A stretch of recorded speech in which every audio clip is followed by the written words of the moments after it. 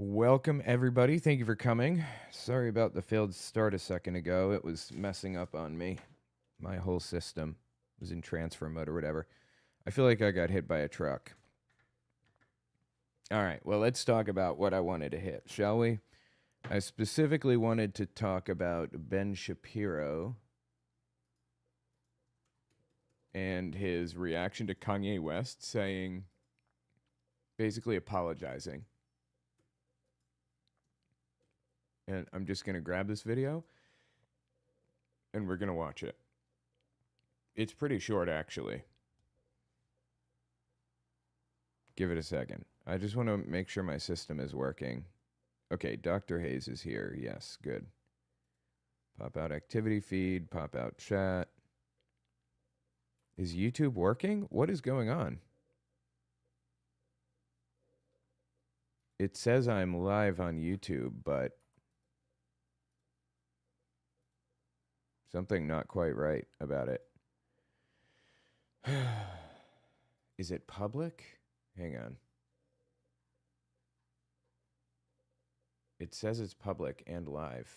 I don't. Oh, okay. There we go. Now it's working. All right. Awesome. All right. Let me just pop my stuff over here so that I can see what's happening, and then we'll talk about Shapiro. Perfect. All right. Good. I find it interesting that Ben Shapiro is calling him Kanye. I call him Kanye as well, not Ye, which is the name that he has chosen for himself or whatever. I call him Kanye because I feel like him calling himself Ye is an attempt to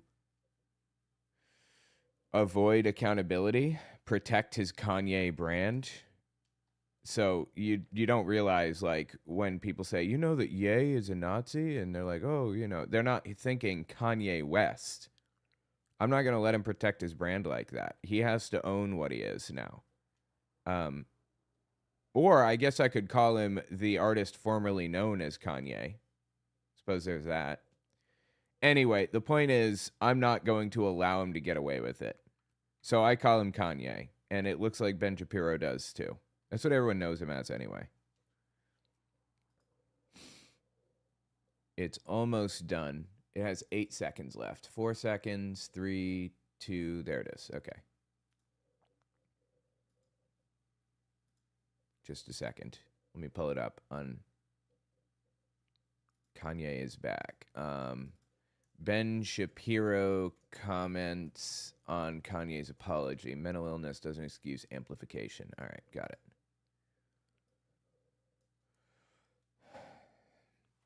So Ben Shapiro talks about Kanye West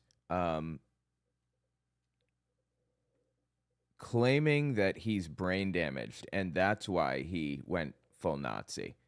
An interesting one. I'm not sure why Kanye's decided to revert back to, like, not hating Jews all of a sudden. That's kind of unusual. But let's give this a listen and see what he says here. Okay, meanwhile, in cultural Sorry, that's loud. news, Kanye West has now apologized for his anti-Semitism in a full-page ad in the Wall Street Journal. He basically says what we all suspected about Kanye, and some of us were ripped up and down for saying it at the time, which is that he suffers from bipolar disorder. And because he's bipolar, he says crazy things. Wait, did he say he's bipolar? Because he's been serious about, like, not accepting bipolar disorder, about refusing to admit to being bipolar. If he said that he's bipolar, that's very interesting. And when he's on a manic high, he says things and he can't be stopped.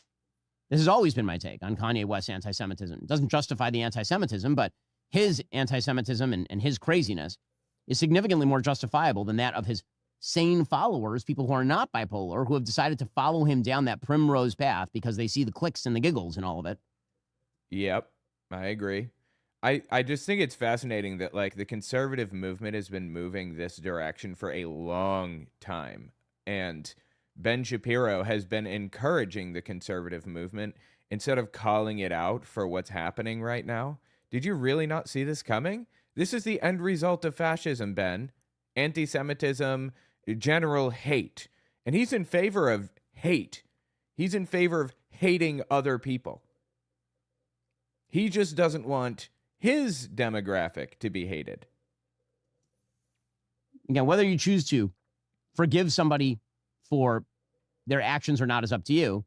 Certainly, I've always felt that Kanye West's mental illness, knowing people who are schizophrenic, knowing people who are bipolar, when people are in the throes of this mental illness, they say and do things that are truly unjustifiable, even by them.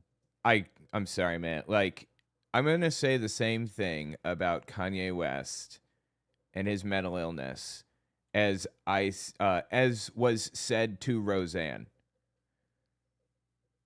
when she said some super racist shit. She said, "I'm sorry, I was Ambien tweeting." A side effect of Ambien is not racism. A side effect of bipolar disorder is not racism. My brother has a mix of bipolar and schizophrenia, and he is the most racist, hateful, vile piece of shit alive. That's not a result of his mental illness. It's just not. He's a piece of shit. That is just a reality of life. And recognizing that truth doesn't obviate fighting anti-Semitism, obviously. But again, I actually blame Kanye West a lot less than all the people who decided to host him on their podcast and treat him as a sane and rational human being. Absolutely agreed, 100%. Or chop out sections of his schizophrenic nonsense in order to make him appear more rational to a broader population, so that when he actually started spewing his Nazi trash, this suddenly seemed legitimate alongside all of his other commentary.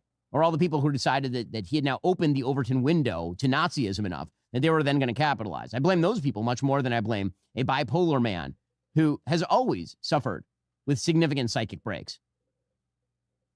Again, I think Kanye is less to blame for this than a lot of the people surrounding Kanye, for sure. No, he's to blame for this. This is on him. Don't give him a pass. He literally sat there and said, "I love Hitler." Okay, unforgivable. I'm sorry. Continued to make money off of him and make clicks off of him and all of the rest. His statement in the Wall Street Journal, he says, bipolar disorder comes with its own defense system, denial. When you're manic, you don't think you're sick. You think everyone else is overreacting. You feel like you're seeing the world more clearly than ever, when in reality, you're losing your grip entirely. Once people label you as crazy, you feel as if you cannot contribute anything meaningful to the world. It's easy for people to joke and laugh it off, when in fact it's a very serious, debilitating disease you can die from. According to the WHO and Cambridge University, people with bipolar disorder have a life expectancy shortened by 10 to 15 years on average, and a 2 to 3 times higher all-cause mortality rate than the general population. So the scariest thing about this disorder is how persuasive it is when it tells you you don't need help. It makes you blind, but you're convinced you have insight. You feel powerful, certain, and unstoppable. I lost touch with reality. Things got worse the longer I ignored the problem. I said and did things I deeply regret. Some of the people I love the most, I treated the worst. You endured fear, confusion, humiliation, and the exhaustion of trying to love someone who was at times unrecognizable. Looking back, I became detached from my true self. In that fractured state, I gravitated toward the most destructive symbol I could find, the swastika, and even sold t-shirts bearing it. One of the difficult aspects of having bipolar type 1... I'm sorry, bro. Seriously, don't... Why is Ben Shapiro even giving him this out right now? No, Kanye is to blame for this, okay? He is a piece of shit who made every part of this happen. I'm sorry. It is what it is. Are the disconnected moments, many of which I still cannot recall, that lead to poor judgment and reckless behavior that oftentimes feels like an out-of-body experience. I regret and am deeply mortified by my actions in that state, and am committed to accountability, treatment, and meaningful change. It does not excuse what I did, though. I'm not a Nazi or an anti-Semite. I love Jewish people. He's very obviously a Nazi and an anti-Semite. Are you fucking kidding me with this? I'm sorry. Look, we're going to have to go back and look at some Kanye shit. Let me just find... Donald Trump is... I don't think the story here... I gotta get out of here. They are... Hang on. Here, this one's pretty good. The thing about it, me and Adidas, is like, I could literally say anti-Semitic shit and they can't drop me. Spoiler alert, they dropped him. I could say anti-Semitic things and Adidas can't drop me. Now what? Now what? He was proud of the fact that he believed himself to be bulletproof.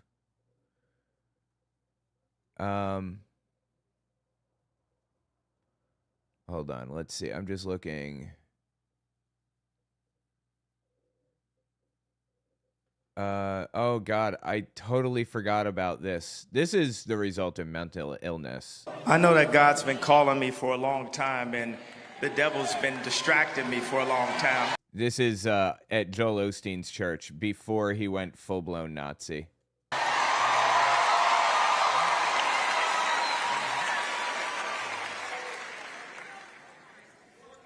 And when I was, in my lowest points, God was there with me and sending me visions and inspiring me. And I remember sitting in the hospital at UCLA after having a mental breakdown, and there's documentations of me drawing a church and writing start a church in the middle of Calabasas.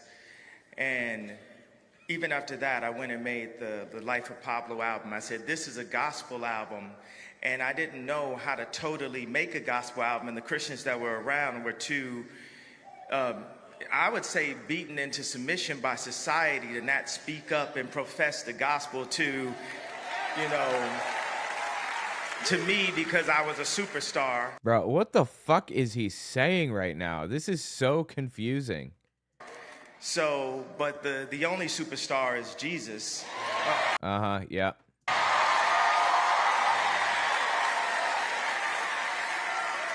So as I sat there saying, I'm going to make a gospel album, there were Christians that were there that were not. Excuse me, brother. I go into these streams of consciousness when I'm talking, and when you're speaking in the middle of it, it distracts me. I really appreciate the support, but I would like for everybody to be completely silent so I can let God flow through me as I speak to you guys today.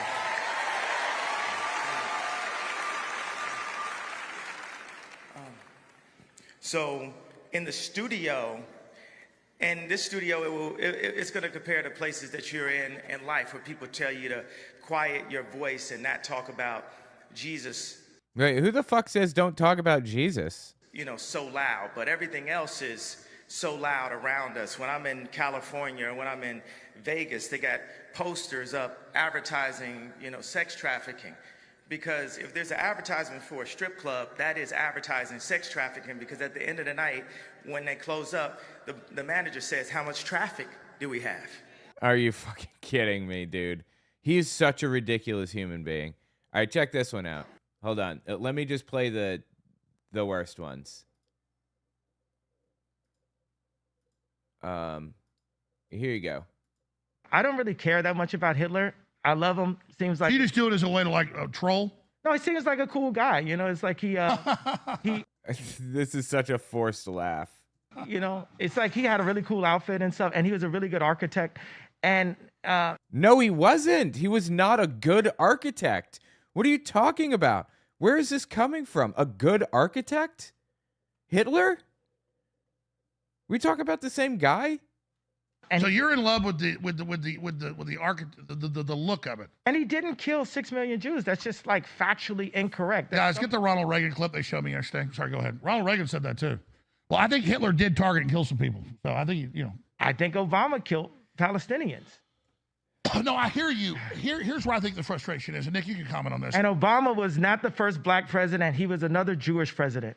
Americans are tired of hearing that we're Hitler and that we did bad things when we defeated Hitler. And that's my biggest beef. Let's not say his name anymore. Only say Christ's name moving forward. I agree.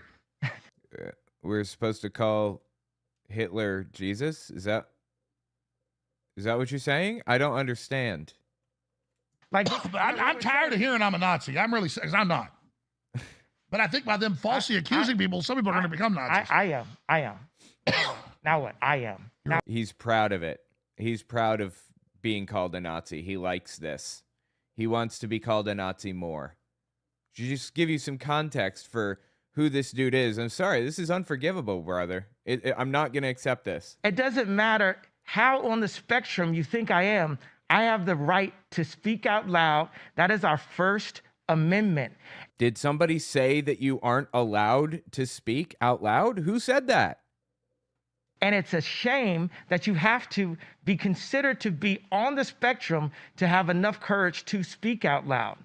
I do love my family, right? But I looked at every possible outcome. I've practiced Chinese water torture on myself. Why? What do you think you were accomplishing with that? What was the end goal with that? I don't understand. I would like skip along Malibu in front of my house and sing, when the Clintons come to kill me, how is it going to be? What are they going to do to kill me? Wait a second. Netton, what do you have to say about this? Anyway, Jesus Christ, dude. Seriously, the guy needs help. At least he seems to tentatively be admitting it here, but it's pretty clear to me that like a press person wrote this for him, right? He did not write this apology in the New York Post or whatever it was, the New York Times. I don't know. Yeah, again, bipolar people are bipolar, and recognizing that reality means that, yes, we should have sympathy for them. I have zero sympathy for the people who decided that the worst excesses in which Kanye West was engaging were somehow justifiable or good or brilliant insights. Those people being sane, cynical, and disgusting. That's the part that is truly egregious and unforgivable. Not the ramblings of somebody who clearly has a mental disorder and who has admitted as much. Some of us said this at the time, several years ago, I will point out. It's sometimes difficult to get sleep. You know, there are a lot of stresses. Oh my God, his stupid advertisements. All right, let's jump forward. Helix Sleep. Now I know who not to support. So they know we sent you. HelixSleep.com/Ben. And meanwhile, speaking of people who are unhinged, but like, you know, not crazy, just politically unhinged. I don't know why Democrats have decided that their response to Joe Rogan is an obnoxious white lady who just says crazy shit. It's confusing to me. So Jennifer Welch is apparently the hot new thing, I guess. And hold is Jennifer Welch. I don't think that any of those descriptors actually apply. In any case, here she was yesterday suggesting that white evangelical Christianity is a cancer. White? Oh, yes. Okay. Liberals haven't decided she is the new Joe Rogan. She just has a podcast that's very popular. Like, what are you talking about? Evangelical Christianity is a cancer. These are the worst of our country. Absolutely. 100% agree on this. These are the worst people in our country because they use their religion in two ways, as a Sorry, let me grab something. 1 second here. weapon and as a shield. They weaponize it whenever they want to and say, we're on the moral high ground. You're a lesbian. You deserve to die. You're a lesbian. The cops shouldn't have revived you. Oh, your parents are Mexicans and they brought you over here. Yeah, you should go to jail and eat worm food. And then when you call them out on it, oh my God, they're after the Christians. How dare they? How dare they? We're so oppressed. White Christians are so oppressed in this country. God, these obnoxious. Okay, this is a great way to win back men. Great job, Democrats. Really excellent stuff. That seems very, very rational and well articulated. If this is the direction Democrats want to go, if this is their response, which is to, I guess, drive harder into the wine non-moms with this sort of appeal, good luck to them. Okay, on the economic front, meanwhile, it turns out that Obamacare is a giant fail. So a brand new article from the Wall Street Journal points out that Obamacare has actually now started to cost people more than their mortgage. According to the Wall Street Journal, millions of Americans are starting to see their monthly health insurance bills rise, a new pressure point for a nation still frustrated with the high cost of living. Expanded subsidies, again, for Obamacare expired on December 31st. Now those newly calculated insurance bills are coming due. Americans are having to figure out how to Sorry, one more thing. pay up or go without. So Lenny and Mandy Wilson, who are 47 and live in Charleston, West Virginia, paid $255 a month last year for a low-end ACA plan. Last year, they learned their bill would be going up to $2,155 a month. That is a Okay. I had to get my coffee and stuff. So let's continue. Hold on, let's see here. Where was I? Here. Okay. Try again here. And then when you call them out on it, oh my God, they're after the Christians. How dare they? How dare they? We're so oppressed. White Christians are so oppressed in this country. God, these obnoxious. Okay, this is a great way to win back men. Great job, Democrats. Really excellent stuff. That seems very, very rational and well articulated. Okay, I'm sorry. That's exactly what the Christian nationalists are doing. If this is the direction Democrats want to go, if this is their response, which is to, I guess, drive harder into the wine non-moms with this sort of appeal, good luck to them. Okay, on the economic front, meanwhile, it turns out that Obamacare is a giant fail. So, what? Brand new article from the Wall Street Journal points out that Obamacare has actually now started to cost people more than their mortgage. Okay, that's not Obamacare that's doing that. That's healthcare doing that. Obamacare is a subsidy. It's where the government gives you money for your health insurance, or gives the health insurance companies money or whatever. It's a marketplace that's subsidized. The problem is not Obamacare. Obamacare is a half measure. The problem is the health insurance companies. Obviously. He is so full of shit. According to the Wall Street Journal, millions of Americans are starting to see their monthly health insurance bills rise, a new pressure point for a nation still frustrated with the high cost of living. Expanded subsidies, again, for Obamacare expired on December 31st. Now those newly calculated insurance bills are coming due. Who the fuck's fault do you think that? He says Obamacare expired and it's Obamacare's fault. What? Americans are having to figure out how to pay up or go without. So Lenny and Mandy Wilson, who are 47 and live in Charleston, West Virginia, paid $255 a month last year for a low-end ACA plan. Last year, they learned their bill would be going up to $2,155 a month. That is a sum nearly triple their monthly mortgage payment. That's what I pay, basically. In New York City, 3 of us, it was $2,500 a month. I moved to Philadelphia, it's $1,500 a month now. We're like, my wife gets insurance through American Atheists, so we don't have to pay it. But yeah. And so great job, Obamacare, again, which continues to have to survive on the basis of federal subsidies and taxpayer dollars, gigantic infusions of taxpayer dollars. So what's the solution, Ben? What do we do? Government stops putting money into the system to make it more affordable for people? How does that solve literally anything at all? We are back to square one. We are exactly where we started. What are you talking about? He is so full of shit, dude. Let me go grab some orange juice real quick. I'm going to let this play for a second. Hang on. Now, will that blow back on Republicans? Again, this is the beauty of Democratic 7:39. All right, 1 second. Programs. When you fail, you simply blame lack of spending on the Republicans, which is why you've seen some Republicans in moderate states call for a temporary revision of the subsidies, at least for a year or two, while other measures are implemented that bring down costs. That's sort of the transitional plan here. Suffice it to say, as always, Democratic subsidized programs end up costing people a gigantic sum of money, and the only way out of it is further subsidization. That is the only way. No wonder, then, that voters feel less and less secure. According to a brand new New York Times. Okay. Sorry about that. Shit. I'm probably going to go grab my slippers in a bit, too, but not yet.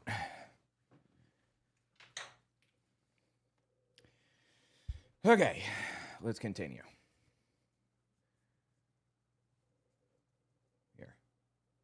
Now, will that blow back on Republicans? Again, this is the beauty of Democratic programs. When you fail, you simply blame lack of spending on the Republicans, which is why you've seen some Republicans in moderate states call for a Dude, I love it. We funded a program that will cut costs for people. Republicans cut that program so that now it's not helping anybody. And Ben Shapiro says, blame it on Republicans when it fails because they're not getting funding. Are you shitting me right now? Do people not see the absurdity of what he says? Temporary revision of the subsidies, at least for a year or two, while other measures are implemented that bring down costs. That's sort of the transitional plan here. Suffice it to say, as always, Democratic subsidized programs end up costing people a gigantic sum of money, and the only way out of it is further subsidization. That is the only way. That's not the only way. Get rid of health insurance companies completely. Get rid of them. We don't need them. They don't need to exist in our system anymore. No more health insurance companies. Full stop. There is a middleman between you and your doctor who is taking a cut of every fucking penny that you spend. He's taking a cut of every transaction. He's taking a cut of everything. And it's a massive fucking cut. Why do we have health insurance companies that are privatized? Why does that exist? Insurance is a scam. All insurance. And for that reason, I say, if we require insurance, which we do, we need insurance, it should be run for no profit at all. Zero profit. In fact, the entity that runs it should be paying into it to help people. That's how Social Security works. And that's how health insurance should work. Car insurance is a little more complicated because cars are like an optional thing to some degree. But you know what? Fuck it. I'd be willing to make it so that the insurance program is managed by the government. That would be fine with me. Like, everybody's car is taken care of. No ifs, ands, or buts about it. You don't have to worry about anything. No wonder, then, that voters feel less and less secure. According to a brand new New York Times Siena poll. This is literally the direct result of Republicans' action. Asked what they feel is affordable. It's sort of fascinating. All of the areas that are most subsidized by the government are the areas that are least affordable, according to Americans. That is not. No fucking shit. You think maybe that's why it's being subsidized? Because it's the least affordable area? Not a coincidence, because every area of American life subsidized by the government, the price has gone up radically. Oh, please, dude. Education, 58% say unaffordable. Housing, largely subsidized by the government, 54% say. Yeah, and if we just put, like, a capitalist middleman between us and the government and education, it would get way cheaper. Right? We just need to put a capitalist middleman in so that we can get cheaper education. The thing is, some of this stuff is very expensive for a reason. Okay, there are standards that we should meet with some things. Look at airplanes. Perfect example. I just flew on an airplane the other day, and it sucked. You know why? Because the seats are like this fucking wide. And why are they that wide? Because it's less expensive to run an airplane with seats that wide because they can fit more people in.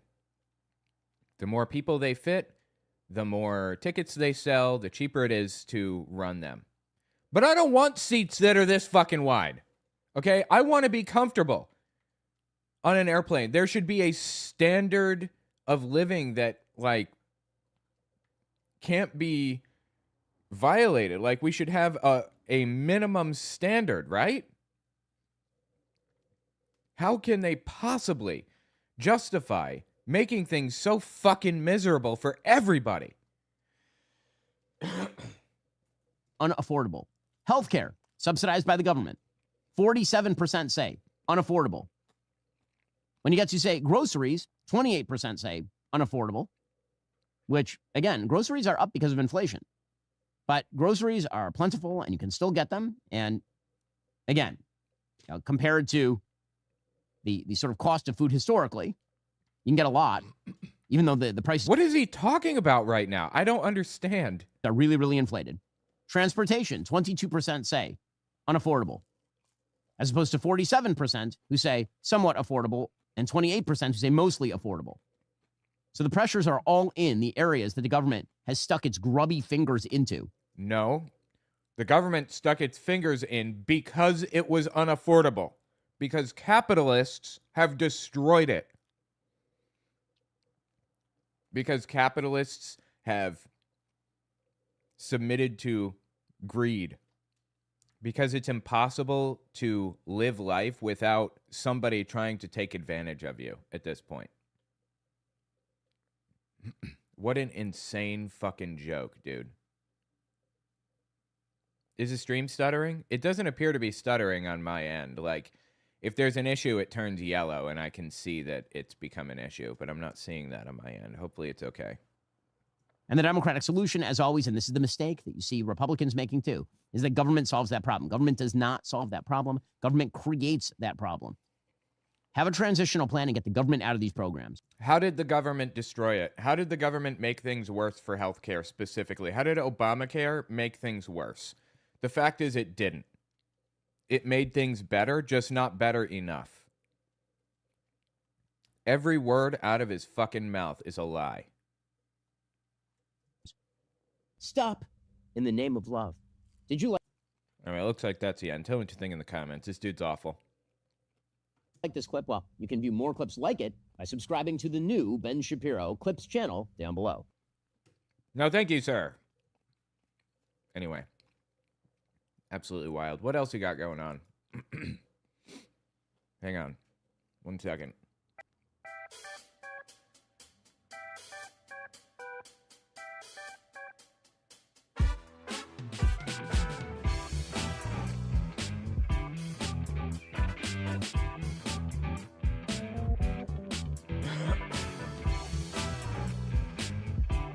Will Trump invoke the Insurrection Act? Let's see what he's saying All here. right, folks, stop what you're doing because... All right. Ben Shapiro has a video titled, Will Trump Invoke the Insurrection Act? Let's see what he says. All right, folks, stop what you're doing because what's happening in Minneapolis right now and the federal government's potential response could turn into one of the most constitutionally significant domestic confrontations in decades. Right now, protesters in Minnesota are trying to prevent ICE agents from enforcing federal immigration law. I'm sorry, one more time? It's one of the most constitutionally significant domestic confrontations in decades. Right now, protesters in Minnesota are trying to prevent ICE agents from enforcing federal immigration law. No, that's not the case. They are protesting them. Very different. And they are being executed in the streets by ICE as a result. Why does it not surprise me that this dude sides with the man? They're being encouraged by top-level Democratic politicians to do so. Minnesota Governor Tim Walz, Attorney General Keith Ellison, and Minneapolis Mayor Jacob Frey are now casting federal agents as the enemy.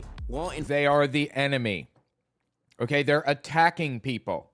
They literally executed 2 people in the street in broad daylight for no fucking reason. They are the enemy. Enforcement as a source of chaos, and protesters who obstruct the law as righteous dissidents. The results have been hideous. Roving groups of agitators attempting to obstruct federal law enforcement, acts of violence against ICE and Border Patrol, and the tragic deaths of 2 American citizens in confrontations with... Oh, does he view those deaths as tragic? I'm actually surprised. For some reason, I expected Ben Shapiro to tell me that he thought that it was deserved or something. I'm looking for a game to play. I'm not sure which game. I guess I could play FF7 Remake. Decisions. Sorry, I just need a second. I'm thinking.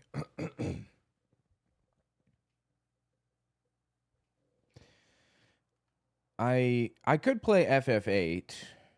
It's been a while since I went through FF8. ICE is not law enforcement, right? They're making everyone's lives miserable for absolutely no reason. You know what? Let's play Metroid Fusion. Yeah. Federal law enforcement, Renee Good and Alex Preddy. All of which has now escalated even further into more confrontations with federal agents, according coordinated network of activists attempting to block ICE's every movement in Minneapolis. Oh, give it a fucking rest. Like there's some kind of a cabal working against ICE or something. Party-wide push to abolish ICE altogether, and the usual cast of radical left characters freaking out that immigration and customs enforcement is literally white supremacy. I don't know of anybody who said that ICE is literally white supremacy. This isn't a black-white problem. This is an everybody problem. Everyone in the U.S. I could see an argument for that. Or the peaceful churchgoers are somehow an affront to your civil rights. This is a left-wing chaos operation. And it could work, because they're hoping you won't know the history, that they can recast the enforcement of the law as a unique evil wrought by President Trump, that you'll believe them when they decry President Trump as a dictator. And the fact that we're seeing so much chaos out of Minneapolis time and time again, and not out of other American cities or in red states, is not an accident, which is why President Trump should use the Insurrection Act in Minneapolis if widespread resistance to federal law. Jesus Christ, dude. He's saying that he should use the Insurrection Act. That is a wild thing to say. Trump as a dictator. And the fact that we're seeing so much chaos out of Minneapolis time and time again, and not out of other American cities or in red states, is not an accident. No, it's not, obviously. Trump is causing chaos there intentionally. He said he's not pulling ICE out of Minneapolis. Which is why President Trump should use the Insurrection Act in Minneapolis if widespread resistance to federal law enforcement continues. We're going to take you through every scenario, the history, the law, the potential applications, from the Founding Fathers to a section-by-section breakdown of existing American law to the precedents set by Presidents Lincoln, Grant, JFK, and more. So, should more stupidity abound from Minnesota's political leadership, you'll be armed with the facts. Welcome back. The facts, quote unquote.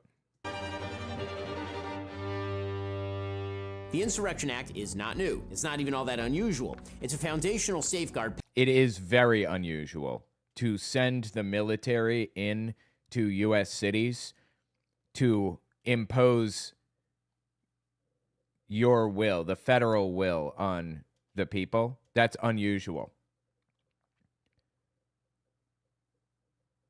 Federal troops, the army, the U.S. military should not have a role in,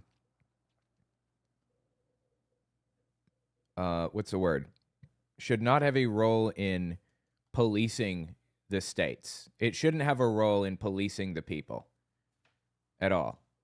Passed by Congress in the very early days of the American Republic to preserve federal authority.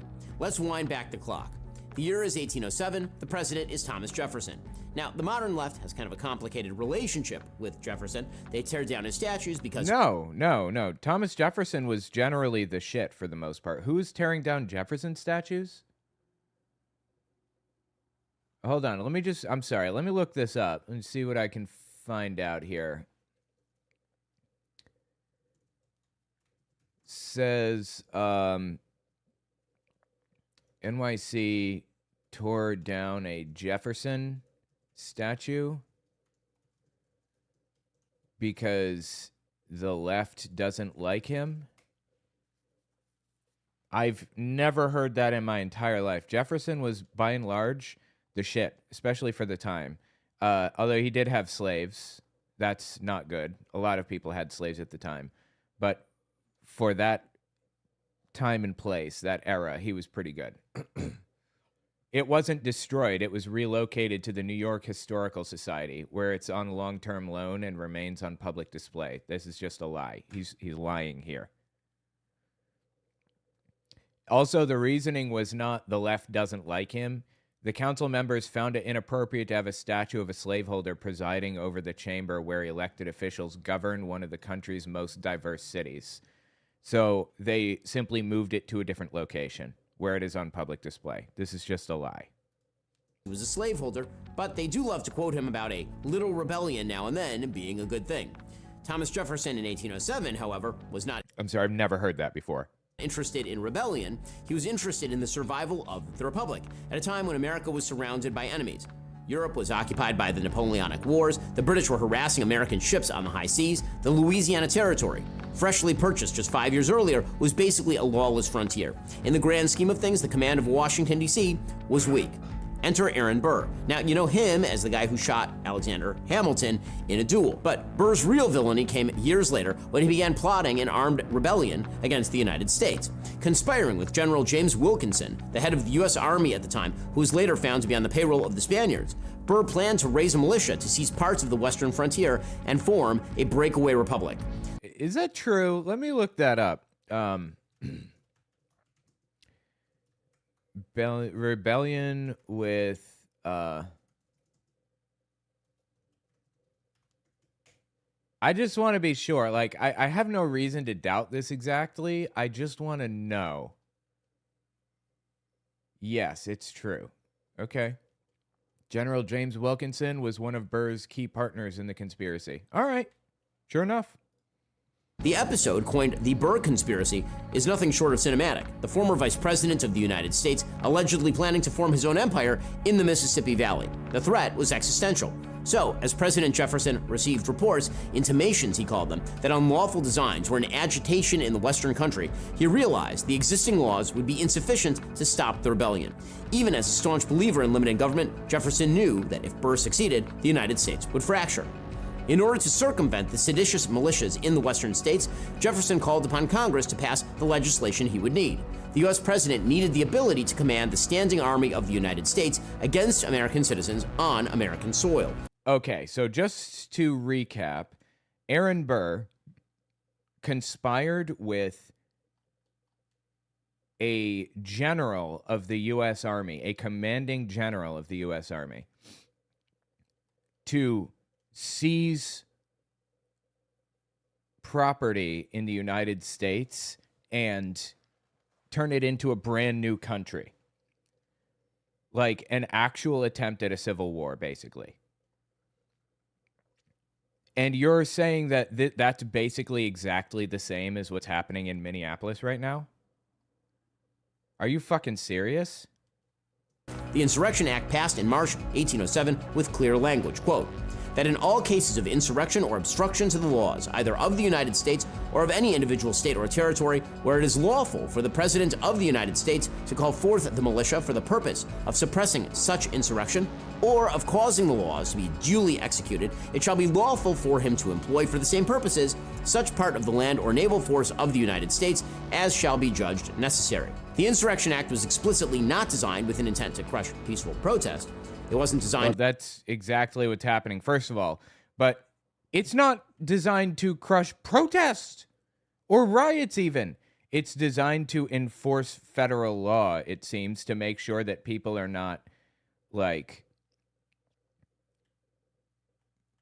forcing, to make sure that people are not taking part in a conspiracy to destroy the federal government, basically, en masse. It's not just like the random nutcase. You can always find a random nutcase out there who's looking for an opportunity to destroy the federal government. This is like cases where people are actually, like, a large number of people are actively taking part in a plan to subvert federal law and start an actual insurrection. I can see the reasoning for some other uses, like the federal government made desegregation. Let me rephrase. The federal government made desegregation the law of the land. We were supposed to desegregate, and the southern states refused, so they send in federal troops. That's reasonable. But how is, like, this situation that we are in right now related in any way to anything that could resemble a justification of the Insurrection Act? To stop people from writing mean op-eds about the president, it was created to stop the upending of the American government altogether. The federal government, however begrudgingly, must be able to preserve its own authority at the end of the day. Sound familiar? Aaron Burr wanted to carve out a territory where the laws of the United States didn't apply. What is a sanctuary state in practice? It's not just a place that refuses to do the work of federal law enforcement. In Minnesota, it has become a place that actively encourages the obstruction of federal law. When Tim Walz... No, it's not. What is he talking about? Says, quote, ICE has no business here. He is echoing those who thought the Western territories should be free of Jefferson's control. Are you kidding me? Tim Walz says ICE has no business here because states handle their own immigration issues, and you say that is literally an insurrection against the United States government? That is what he just said.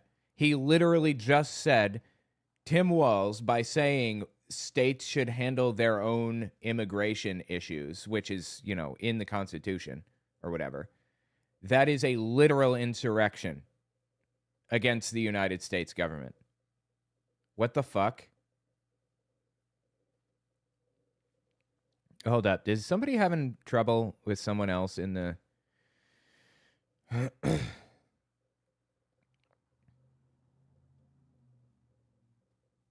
Is everything good in the YouTube chat? I'm just checking through. Hold on.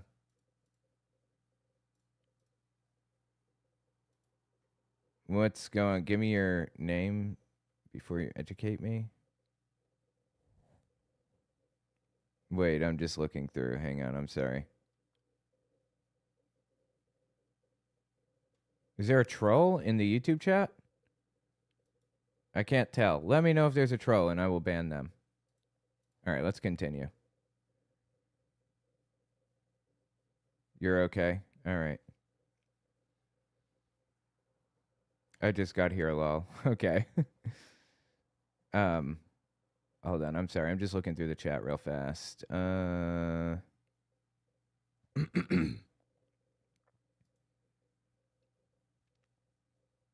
right. I'm just going to add Crazy Clown as a mod for now. And if you see any other questionable activities, then just handle it. You don't have to stick around. You don't have any responsibilities. Just do your best. Okay, let's continue. When a mob surrounds a federal building and prevents agents from leaving, they are dangerously challenging the sovereignty of the American government. This is such bullshit, dude. He's coming up with an excuse. Okay, they literally tried an insurrection. That's what was, they were attempting an insurrection under Aaron Burr and under January 6th. But, you know, January 6th is forgivable in his mind and not a big deal. And people should just chill out. Like, what are you complaining about? It's fine. People just living their lives, doing their thing. They just wanted, you know, they just thought that it was stolen is all. But this, Minnesota wants ICE agents who are roughing people up and literally executing people in the streets. This is an insurrection against the U.S. government, a real one this time.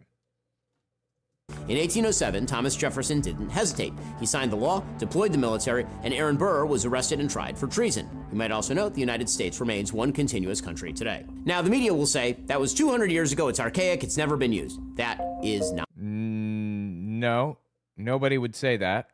Everybody knows that it's used from time to time. Not true. Since 1807, the Insurrection Act has been used over 30 times by presidents from both sides of the aisle, including Andrew Jackson in 1831 to resolve a border dispute, Lincoln in 1861 to fight. Look at this shit. He labeled them Democratic and Republican. These terms did not apply to these people. First of all, did the wait.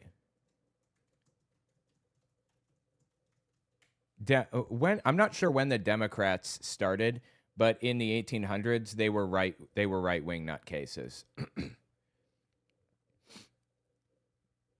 The Democratic Party of the 1820s to 1860s was the party of slavery, states' rights, opposition to federal power, rural agrarian interests, white supremacy. The Republican Party was the left-wing party. They were heavily left-leaning.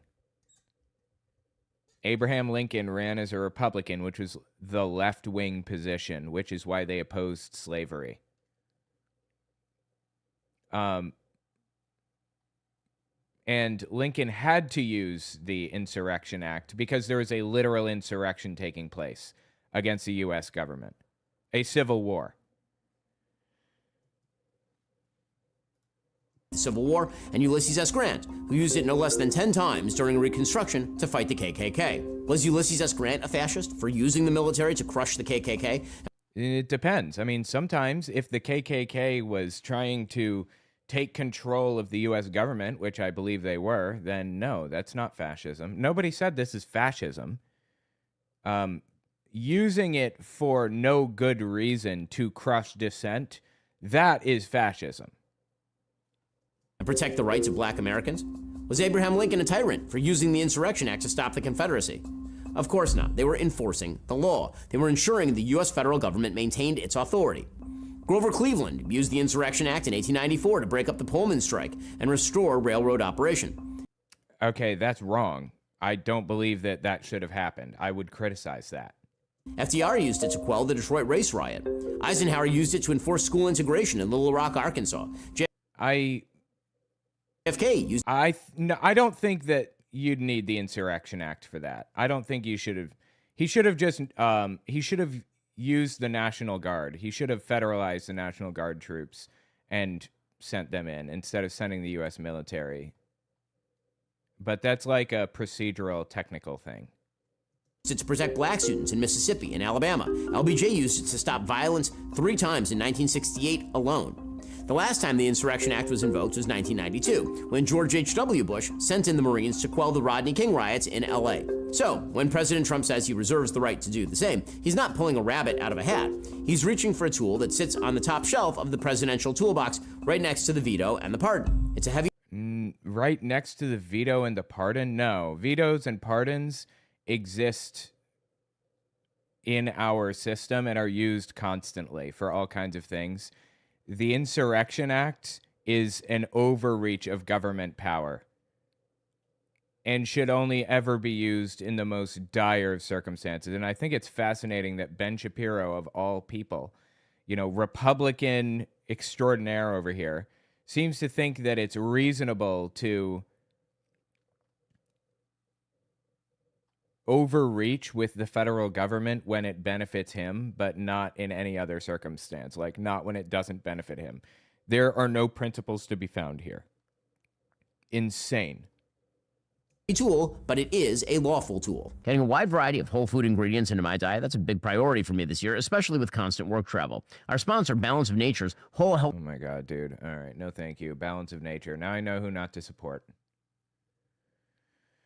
Okay. Can't invoke the over to balanceofnature.com. The next objection you'll hear is that President Trump can't invoke the Insurrection Act unless the governor of a state asks for help. That's wrong. It's legally illiterate. Repeated ad nauseum by our blue check commentariat, this argument is a conflation of 2 different parts of the Insurrection Act, sections 251 and 252. Each section represents a different path toward the invocation of the Insurrection Act. I'm sorry, does somebody say that? What is it that they said? Hang on. That's wrong. It's legally illegal. Can't invoke the Insurrection over to balanceofnature.com. The next objection you'll hear is that President Trump can't invoke the Insurrection Act unless the governor of a state asks for help. That's who the fuck said that? Who said this? Nobody said that at any point ever. I believe that the Insurrection Act specifically, like he's conflating multiple things. The Insurrection Act and federalizing like National Guard troops are different things. Ben Shapiro is so full of shit, dude. Wrong. It's legally illiterate. Repeated ad nauseum by our blue check commentariat, this argument is a conflation of 2 different parts of the Insurrection Act, sections 251 and 252. Each section represents a different path toward the invocation of the Insurrection Act. Let's start with section 251. That's the one the left likes to cite. It's also known as the cooperative model. The left likes to cite? Like, what are you talking about? And it reads, quote, whenever there's an insurrection in any state against its government, the president may, upon the request of its legislature or of its governor, call into federal service such of the militia. The key words here are upon the request. In this scenario, the state government can ask for help. The government responds. Like the 1992 Rodney King riots, for example. LA is burning, the LAPD is overwhelmed, Governor Pete Wilson realizes he's lost control, so he writes to President Bush and asks for help, and Bush responds, and troops arrive, and order is restored. That's section 251. The state, in that scenario, cries uncle and calls in the feds. That's not what we're seeing in Minnesota right now. The problem is Tim Walz thinks that the problem is there are no riots happening. It's ICE coming in and fucking with people. That's the issue. If ICE weren't there, if the federal government weren't there, there wouldn't be a problem. And the federal government has no place in Minnesota. They're not like breaking federal laws. They're not committing crimes or whatever other bullshit. They are literally harassing people. Unforgivable, unacceptable. there is no problem. He's acting in defiance of federal authority, and that brings us to Section 252, also known as the Hammer Clause. Tim Walz would do well to read this one more carefully. Quote, whenever the president considers that unlawful obstructions, combinations, or assemblages, or rebellion against the authority of the United States make it impracticable to enforce the laws of the United States in any state by the ordinary course of judicial proceedings, he may call into federal service such of the militia of any state and use such of the armed forces as he considers necessary to enforce those laws or to suppress the rebellion. Let's break that down line by line for the situation in Minnesota right now. So Section 252 begins, quote, whenever the president considers. That would be the president's authority. There's no clause indicating local or state consent. It continues, quote, unlawful obstructions, combinations, or assemblages. All right, let's find out more on this situation. Hang on.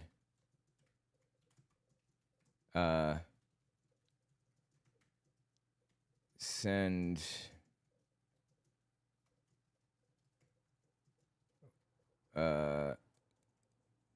I'm sorry, hang on.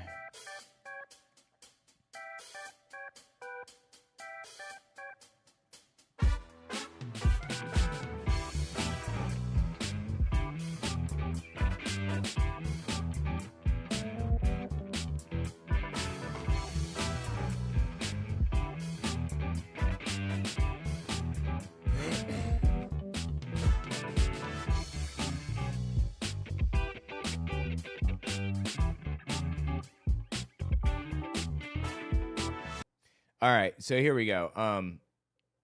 The Posse Comitatus Act of 1878 generally prohibits use of the military for domestic law enforcement.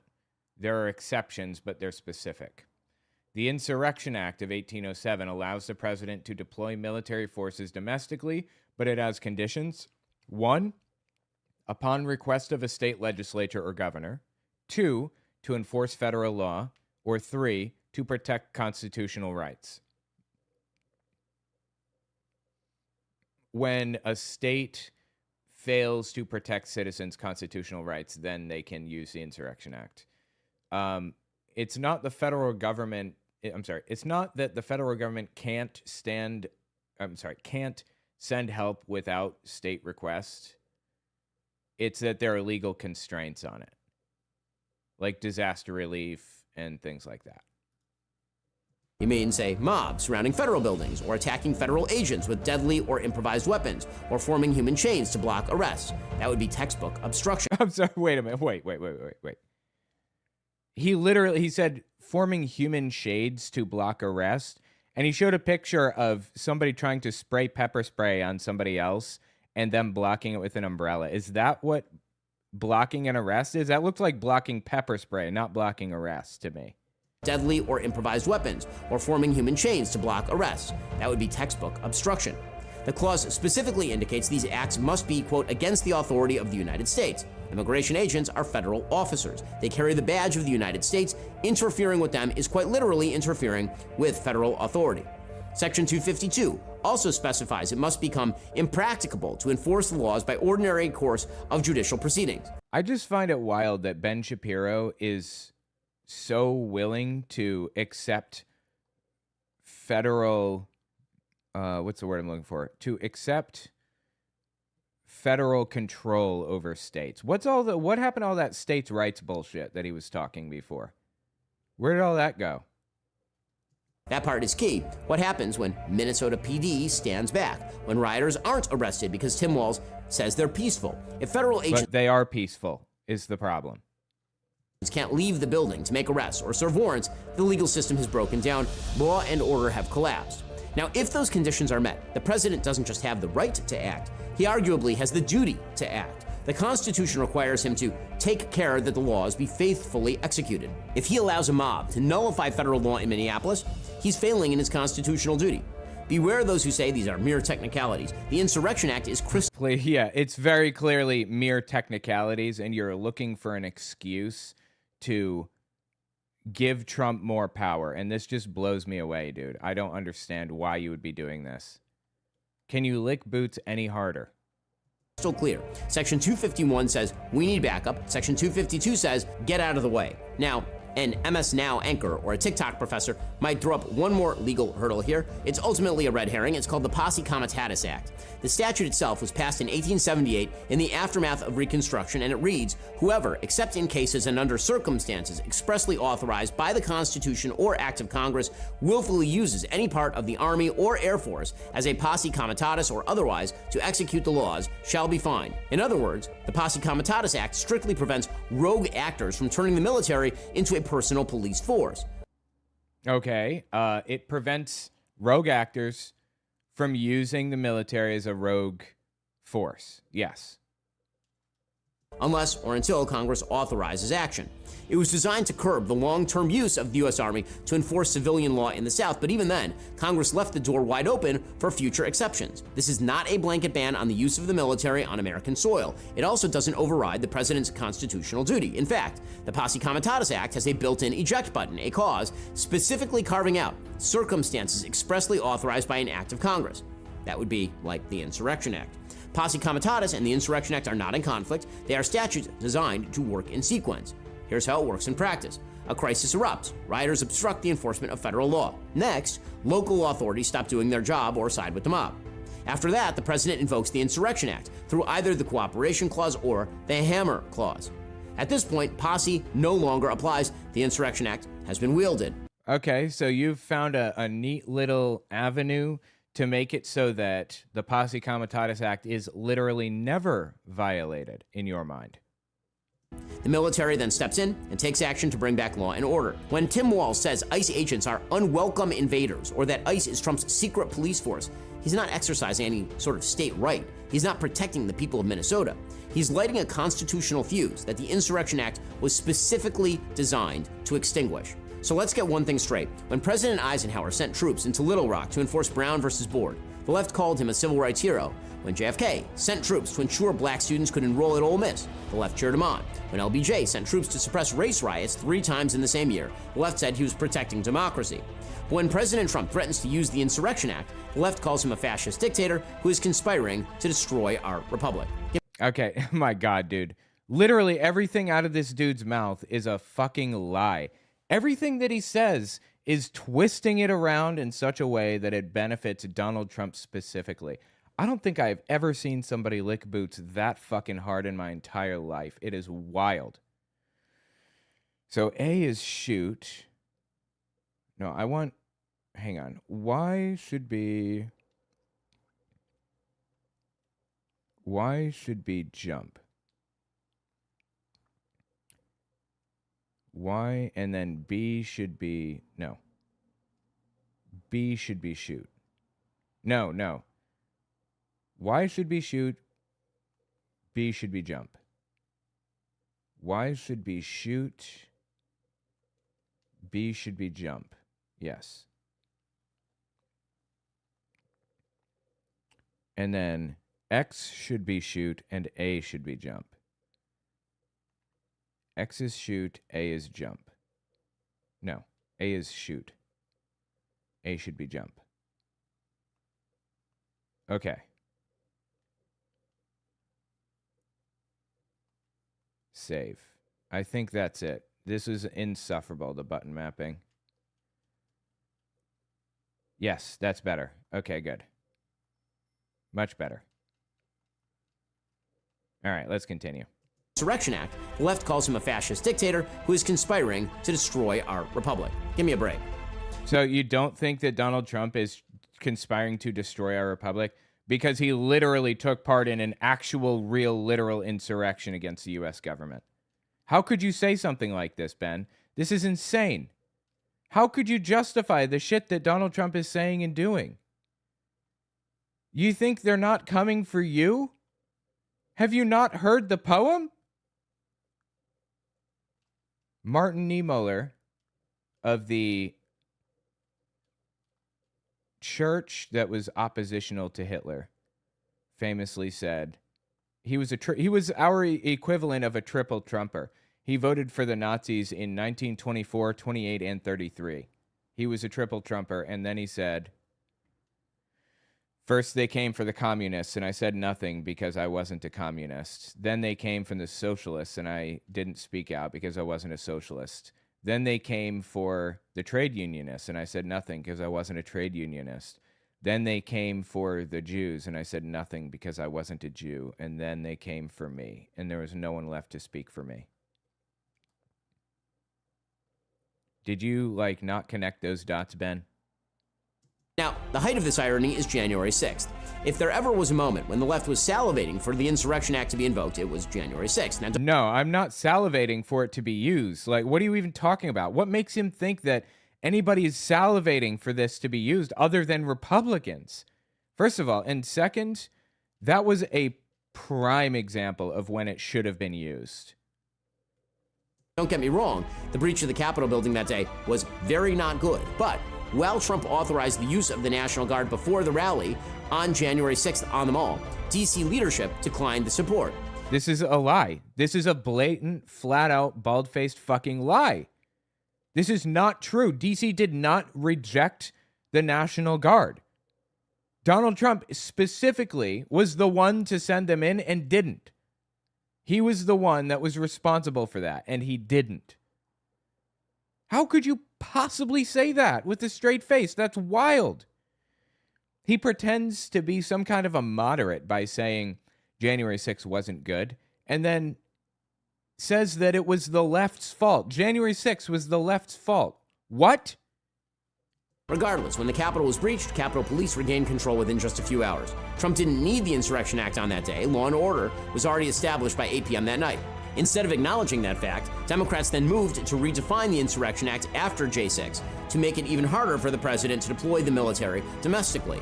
The left wanted to retroactively claim that Trump was trying to commit sedition himself and was going to launch some sort of coup. Courts and he absolutely launched a coup. And what is with this loud fucking music in the background? Why are you playing loud music? I can barely hear myself think with this shit. That Trump was trying to commit sedition himself and was going to launch some sort of coup. Courts and Congress have since litigated this out, and Trump's indictments have all either been delayed, dismissed, or acquitted. The law doesn't... Bullshit. Delayed, dismissed, or acquitted. No. Donald Trump was guilty of this. He was guilty of taking part in an insurrection attempt. Work to benefit of either political party. Neither the left nor the right gets to demand a law's use in one case and then shriek fascism when it's used in another similar case. You either believe in our Constitution... Wait, January 6th is similar to Donald Trump sending ICE officials into Minnesota to harass and attack people and make people's lives miserable? That's similar? What fucking world do you live in, Ben Shapiro? Constitutional republic with enforceable laws, or you believe in mob rule masquerading as resistance. If your worldview flips depending on who's president, you're not defending democracy, you're just playing for your partisan team. So, what happens next? There's no question federal agents are dealing with an incredible amount of obstruction in Minneapolis. ICE vehicles are routinely surrounded and vandalized, and now 2 people have been killed. Yes, 2 people have been killed. He's saying ICE is suffering from persecution. 2 people have been killed. It was ICE that killed them. They are the violent ones. They are causing problems. Ben Shapiro is like so fucking low, dude. He is so low. To say some of the shit that he's saying is insane. Also, welcome, Shapeshifter. Thanks for coming. Glad you made it. The people who are supposed to maintain order, Governor Tim Walz, Attorney General Ellison, Mayor Fry, have been nothing short of defiant. If Minnesota continues to up the ante, the question becomes when, not if, the federal government will have to step in. Meanwhile, both President Trump and Vice President Vance have simply encouraged Minnesotans to do the right thing. But history is watching, from Thomas Jefferson to George H.W. Bush. Actually, J.D. Vance specifically said ICE officials are fully immune from prosecution. They can do literally anything. They could kill a man, and they have. And they're immune from prosecution, according to J.D. Vance. And since I brought it up, let me just play it. Hold on. 1 second. I have it here. Just a second here. Where did it go? Here. This is it. Hold on. Precedent here is very simple. You have a federal law enforcement official engaging in federal law enforcement action. That's a federal issue. That guy is protected by absolute immunity. He was doing his job. I didn't say, and I don't think any other official within the Trump administration said, that officers who engaged in wrongdoing would enjoy immunity. That's is actually protecting murderers. They're actually protecting killers from prosecution. So I don't want to hear it. You can say until you're blue in the face that, you know, these people will face accountability, but they're not. They're not facing accountability is the problem. So you're completely full of shit. the precedent. Anyway. Presidents have wielded the Insurrection Act without hesitation in order to preserve American liberty under the American system. The Constitution and federal statutes are not merely a set of suggestions. They are the supreme law of the land. And when governors abdicate their own mandate to maintain order, the Insurrection Act becomes the last firewall between order and chaos. Well, that's the problem, though. There was order before the federal government came in. Everybody was happy and enjoying their lives and doing their thing and living it up or whatever. And then the federal government came in and started harassing, attacking, and literally murdering people. I saw a statistic that ICE is now responsible for some absurd percentage of Minnesota murders. In many ways, the moment is not about ICE or even about President Trump. It's about whether or not Americans still believe in the rule of law at all. If one political party or one state can effectively nullify entire swaths of the federal government, we don't really have a country. Wait, what swaths of the federal government are being nullified? What is he talking about here? At all. Entire portions of the United States of America could theoretically be conquered by partisan mobs. A country that cannot enforce its own laws is not a country. It's just a geographic area waiting to be conquered. But it can enforce its own laws and is enforcing its own laws. What is he talking about? I don't understand. At the same time, nobody wants to see anyone else get hurt. The cycle of harassing federal agents, tragedy, rioting, it's got to stop. I know no American wants to see our country fracture. America won't enter a civil war over the enforcement of basic immigration law. But if we do get to that point, the president has a clear legal and historical mandate to say no more. Those are the facts. Those are not the facts. That is, in fact, the exact opposite of the facts, as it turns out. Like, everything out of this dude's mouth is a lie. It's wild to hear him lie so brazenly and flagrantly like this. Anyway, what a piece of shit, dude. Seriously. Tell me what you think about it in the comments. All right, let's move on to something other than Ben Shapiro. Let's see here. There was some other interesting stuff. Freddie. Oh, check it out. Yeah, so I've been working on this program called BookForge, where basically I have a library of books here that I've downloaded or whatever, or bought. I mean, books that I've purchased legally, and it's things like, some of them are out of print. Black Sun, Aryan Cults, Esoteric Nazism, and the Politics of Identity. It's about the what do you call it? Like what's the word I'm looking for? It's a part 2 to this book, which is The Occult Roots of Nazism. Hitler Redux, fantastic book that I'm almost done with it. I'll be done with it later today. Julius Streicher's biography, really, really good stuff. So anyway, the program that I've written basically lets you open it, and God, it's kind of tiny right now because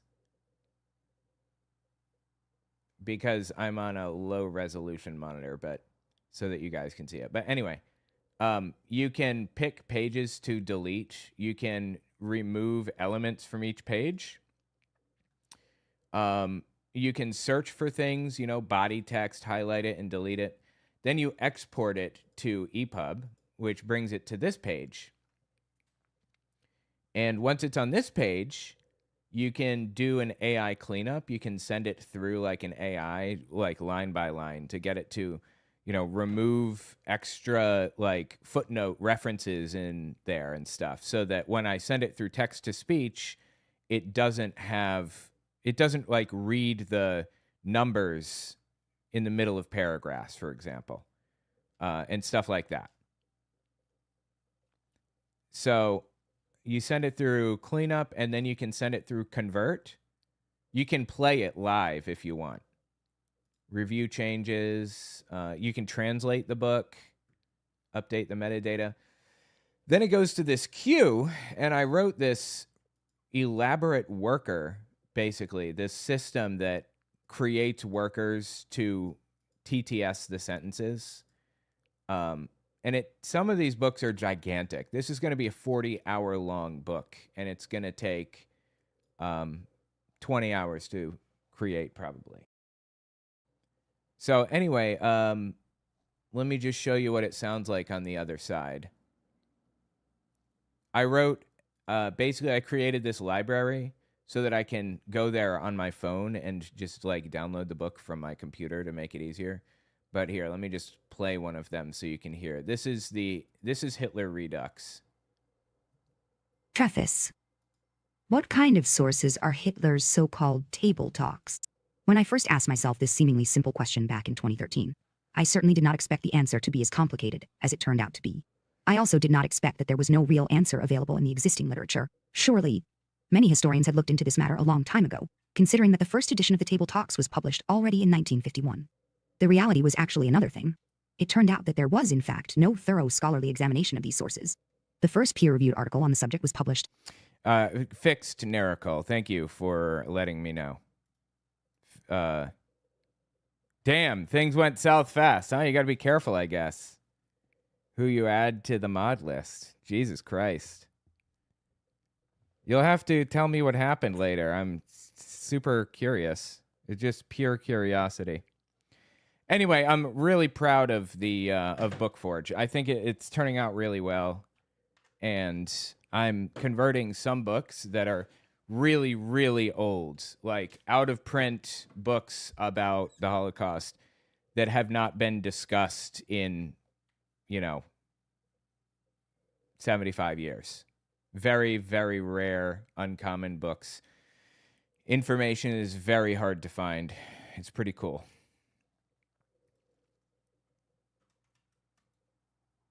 He was the cause of the issue? Wow, dude, that's crazy. Jesus Christ, man. Well, thank you for telling me.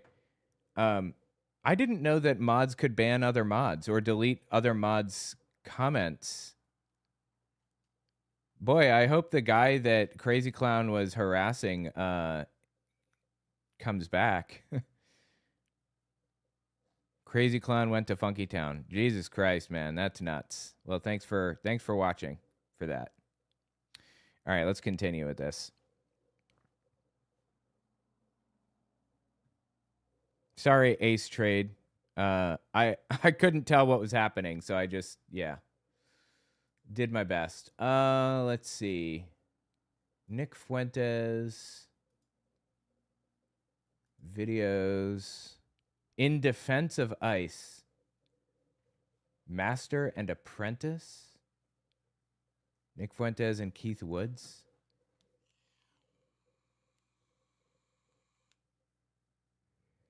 Jewish Zionists take over TikTok. Trump fails to imprison Don Lemon. Nick Fuentes in Miami Part 2 featuring Sneeko and Clavicular. I've never heard of Clavicular before. Before recently. Hold on, let's see.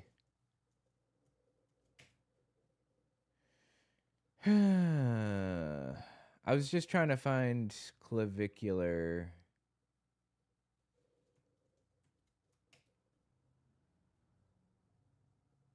Where is he? Is he on Instagram? Where does he do his stuff? Here, clavicular.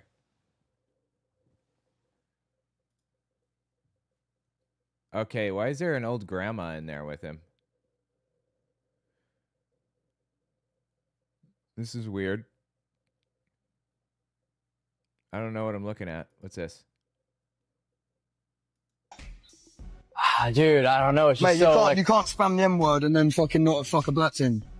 Yeah, you're right. You're right. You know what I'm saying? Yeah, that's actually a good point. It gives you the pass if you actually indulge. Yeah. No, actually, I don't know what's happening right now. I don't know what this is. All right, let's watch Nick Fuentes.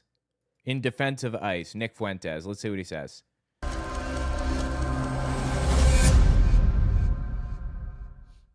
Okay, with that out of the way, we're going to dive in here. And like I said, there's so much ground to cover. It's such a big story. And, you know, to me, this situation in Minneapolis, it brings everything together. It really encapsulates everything that's going on. And so tonight we're going to cover this latest ICE-involved killing of a protester. ICE-involved killing? You mean this murder by ICE officials? Okay, go on. As you know, I'm sure you've seen it, you've heard of it, you've seen the video, you have your take on whether it's a good thing or a bad thing and whatever. Well, we're going to talk about it. And so our featured story, it's about the death of this young man named Alex Pretty is the guy. Pretty. Not pretty. Pretty. Guy's name. He's a U.S. citizen. He's in his 30s. He's a nurse. By all accounts, they say he's an upstanding guy. He's a veteran. He mentors students. He's a medic.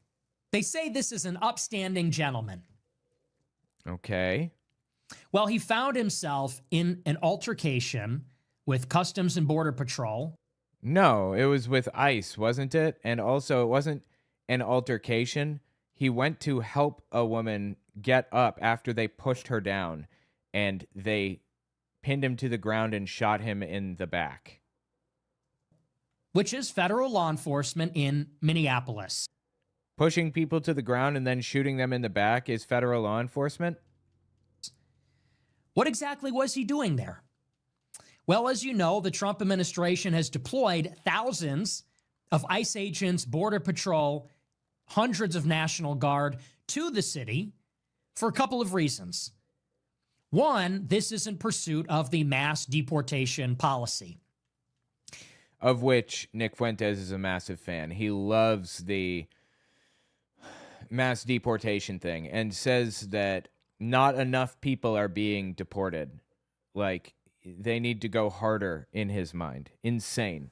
They're investigating criminal illegal aliens, arresting them to remove them from the country.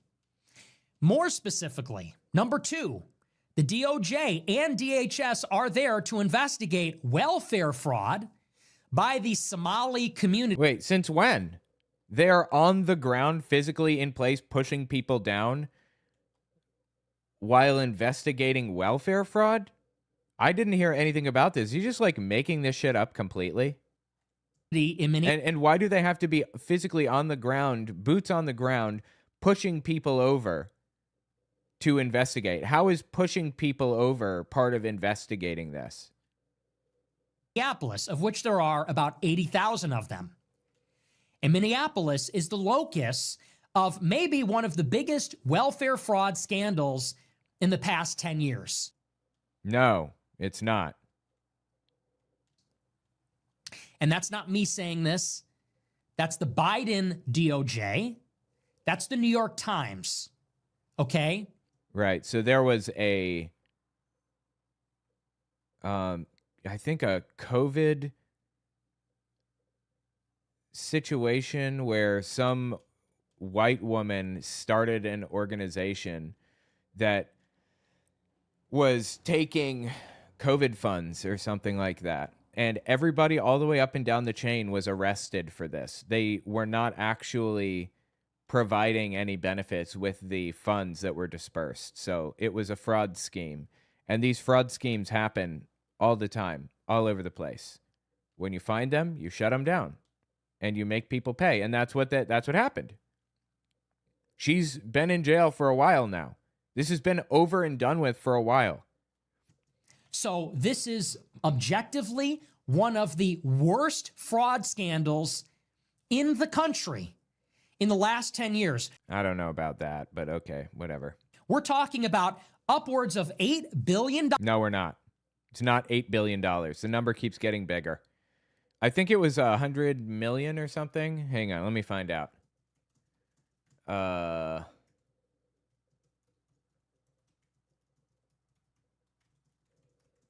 Let me see if I can find out.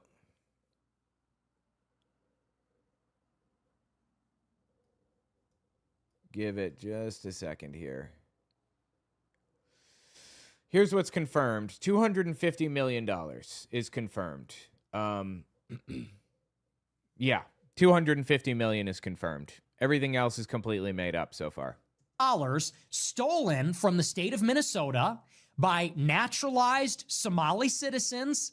The head of the organization was a white woman that came here as refugees because they went to the government and lied. They said they needed money for autistic kids, daycare, meals for children. In reality, they were producing false receipts. They were stealing the money, and they were using it to enrich themselves and their family members in Somalia. No, there's no evidence of that. They were enriching themselves. And again, this is not like a strictly Somali problem that existed. It was run by a white woman. Like half of the shit that he's saying is completely made up. Okay, so this is how the story starts. You have a massive law enforcement presence in the city because of this objectively awful situation. No, it's not because of this objectively awful situation. This objectively awful situation has been over for like years, literal years. Everybody is in prison for this already. This is already resolved years ago. Under Biden, it was resolved. They're not there to resolve this. They are there to harass people. There are foreigners here. They have no legal standing to be here. The ones that do are stealing from us under really the worst auspices. They are taking advantage of charity for children. It's not true. That's not happening. Disabled people, the poor. And wait until you hear about how they're getting away with it, because we'll get into that part of the story. They aren't getting away with it. They're in prison now. They have been for a while. Now, law enforcement is in the city to investigate this and to hold the people involved accountable, whether that means to throw them in jail or remove them from the country. Well, now you have an army of left-wing agitators in the city. It is their mission to harass and impede law enforcement. It is coordinated and organized. Just complete nonsense. They're in the streets, jumping in front of ICE vehicles, alerting the public to the presence of ICE, chasing ICE vehicles, and confronting law enforcement officers in the street. This is where Alex Pretty found himself this weekend. He and his comrades... Like, we all saw the video, okay? We all know what happened. The dude was standing there with a phone. That's it. They pushed a woman over. He goes over to help the woman up. They pin him to the ground, and they execute him. They pulled out their gun, and they fired 10 shots into his back. This is not ambiguous or confusing. This isn't a type of thing where multiple, perspectives could be true or whatever. They executed this dude, okay? With no good reason to do so. There is no good reason, but there's no reason. far-left radical agitators were in a confrontation with federal law enforcement. The feds tried to apprehend a couple of women. This guy, Alex, jumped in the middle of it. He was thrown to the ground by... Actually, he helped her up. He helped the woman up. That's it. By several ICE agents. He was armed with a pistol. So you can't have a fucking gun nowadays? What happened to the NRA? What happened to the Second Amendment? What happened to all that shit about how you should be able to carry a gun anywhere? Now, there's video of this. It's not clear. People are looking at it and they're interpreting what they see. No, it's perfectly clear what happened. It's obvious what happened. And also, Dr. Hayes points out a really good point here. It's not ICE or Custom Border Patrol job to investigate fraud. Why would they be investigating a domestic fraud scheme that has already been investigated and that the people are already in prison for? That would be the FBI's job, probably. And I think there are some reasonable conclusions and some unreasonable conclusions. It appears as though this guy was disarmed. ICE took the gun out of his pants, and then they shot him. And they shot him 10 times, and he died. And this is a story. This is from the New York Times. Gives you a little bit more detail. It says, quote, federal agents in Minneapolis on Saturday fatally shot a 37-year-old man, the second person to be shot and killed in the city during protests against an immigration enforcement effort by the Trump administration. Trump administration officials have defended the shooting of Mr. Pretty as they did the shooting of Pretty, Mr. Pretty. Why does he keep saying pretty? Of Renee Good. The Department of Homeland Security said a man approached U.S. Border Patrol officers with a 9mm semi-automatic handgun, and they tried to disarm him. Video suggests... I'm sorry, wait a minute. One more time? And security said a man approached U.S. Border Patrol officers with a 9mm semi-automatic... No, he had a gun. He didn't approach them with a gun, obviously. This is just lie after lie after lie. Insane, dude. Automatic handgun, and they tried to disarm him. They didn't try to disarm him. He never went for his gun. He never tried to pull it, never tried to reach for it, never tried to nothing. People are allowed to have guns. Video suggests that it began after a small group of protesters gathered near federal agents. One of the agents began shoving the demonstrators, deploying pepper spray in their faces. Yeah, why would you be shoving the demonstrators? You turned this violent, is the point here. You turned this violent. Mr. Pretty, who was holding up his phone, moved to help one of the protesters before agents tackled him. Several seconds after Mr. Pretty was on the ground, agents yelled that he had a gun. One of the officers then pulled what appeared to be a firearm out of the group, apparently from Mr. Pretty, the protester. The agents appeared to be holding him with his arms pinned near his head. They shot him 10 times and he died. Now, where in that are you concluding that anything that just happened is okay? I don't understand. This on video looks horrible. It looks awful. It was awful. It's not a on video thing. And what it looks like is that it is a tragic accident. Border Patrol is in a scuffle with protesters. They are overwhelmed. People are blowing whistles, blaring sirens. They're on a megaphone. They have no reason to be there. Border Patrol is trying to apprehend a couple of people. A guy jumps in the middle of it. He has a gun. He's armed. He's got a gun in his back pocket. They see the gun. They acknowledge the gun. They throw him to the ground. Wait, why? I don't understand. He didn't brandish the gun. He didn't step out waving it around or pointing it at people. He didn't even have it in his hand. It was holstered. I don't understand, like, what the excuse is here. One officer pulls the gun out of his pocket. It's unclear what happens next. No, it's pretty fucking clear. Everybody can see clear as day what happens. Somebody pulls it out of his pocket, walks away with it, and then they murder him brutally. Did this firearm accidentally discharge? No, it didn't accidentally discharge. And even if it did, that would have been the cop's fault, not Preddy's fault, because it wasn't even in his possession anymore. And either way, like this entire situation should not have happened at all. None of this should have played out. Did one of the agents misidentify the gun? Did they see the phone in his hand and think it was a gun? Give it a fucking rest, dude. Are they so fucking stupid? So incompetent that they don't know the difference between a phone and a gun? Are they that stupid, really? If they are, then they should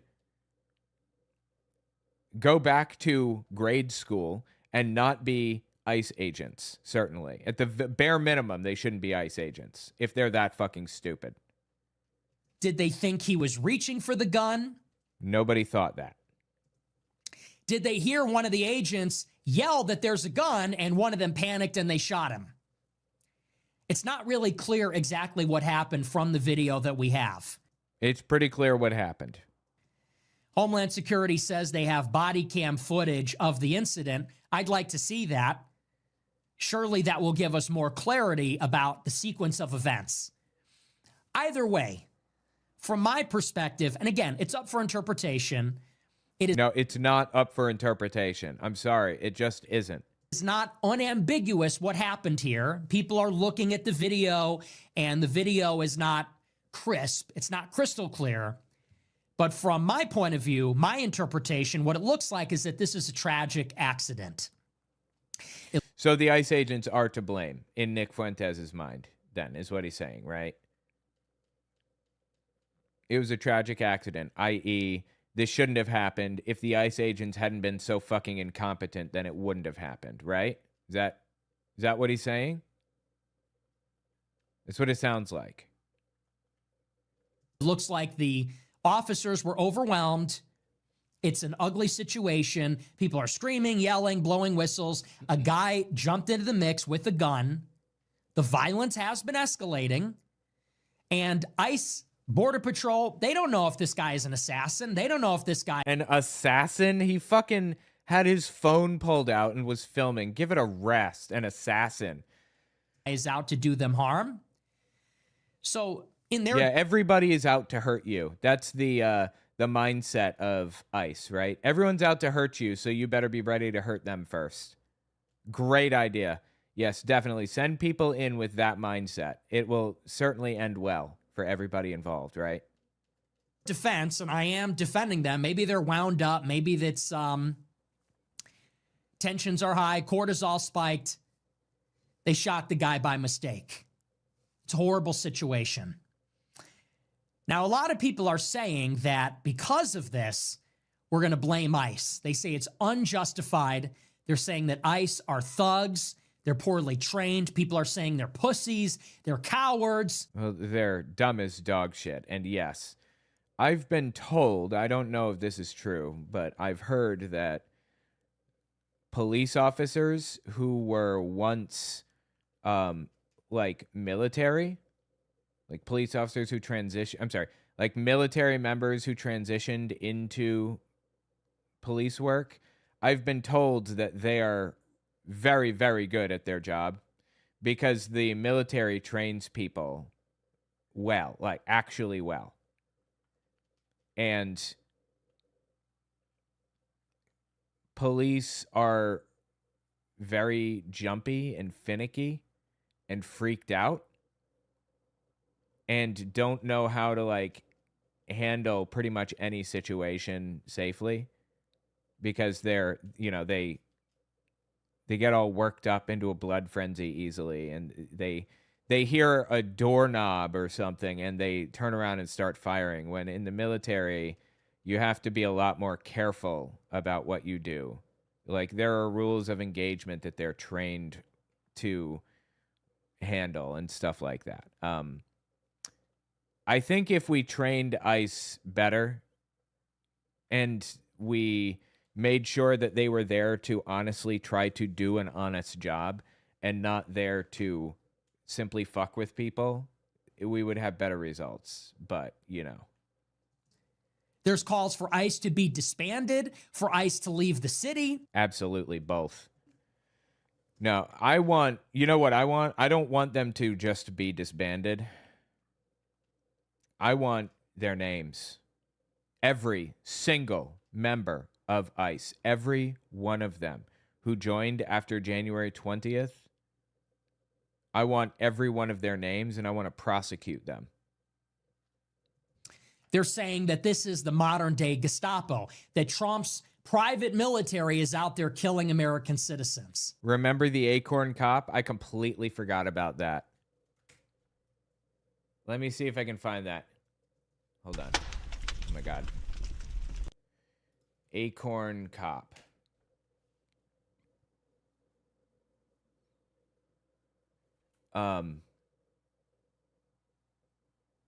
Is this it? This is the moment investigators say a Florida cop mistook a falling acorn for gunshots and opened fire at an unarmed suspect. Deputy Jesse Hernandez said he thought he heard gunshots, so he began to shoot at the handcuffed suspect in the vehicle. Fearing the worst, another cop at the scene also began to shoot. But an investigation later determined that the sound Hernandez heard was likely an acorn hitting the roof of the car. Hernandez resigned. It would be hilarious if it wasn't so fucking wildly tragic and horrifying and disgusting. That is insane, dude. Literally thought an acorn was a gunshot. What the fuck? Those are the types of people we're dealing with, okay? We gotta do something. They are so afraid of fucking everything. And actually, let me pull this video real fast for Clipchamp. 1 second. All right. Now, addressing the killing specifically, I would say this much about it. The situation is being completely misrepresented, just as it was with Renee Good. Is this a completely justifiable killing? To me, it looks like an accident. But how did this guy wind up in this situation? I'm sorry. I don't give a fuck if it was an accident. It's completely irrelevant if it was an accident. If they accidentally shot him. They shot him. And you know how we determine if it was an accident? Through investigation. But are we going to get an investigation? No, probably not. Not until after Trump is gone. Then we'll definitely get an investigation. I'm telling you guys. We absolutely will get an investigation after Trump is gone, for sure. And these people are fucked, every single one of them. Just wait and see. I guarantee it. Let's not be naive about what is taking place here. This is not a protest. Okay? This is not a lawful demonstration. What was unlawful about it? The dude was literally just like standing there. That's it. And helped somebody up who fell. Or, I'm sorry, who was pushed. What is happening in Minneapolis, and nobody is covering this in the mainstream media. They call it a protest. They say these are demonstrators. That's not what this is. This is coordinated resistance to law enforcement. It is violent. It is militant. It is escalating. And what this constitutes is harassment and impeding law enforcement. That's what this guy was involved in. In what way? He was literally standing there. That's what all these people were involved in. How did these people find themselves in this situation? Were they in front of a federal building holding up a sign with the permit, lawfully making their voices heard under the First Amendment, protected speech and assembly? No, that's not what they were doing. Yes, it was. These people are involved with local left-wing groups that are all coordinating and communicating with each other in group chats on Signal. No fucking shit. Wow. People who are opposed to what's happening coordinating with each other? Knock me over with a feather.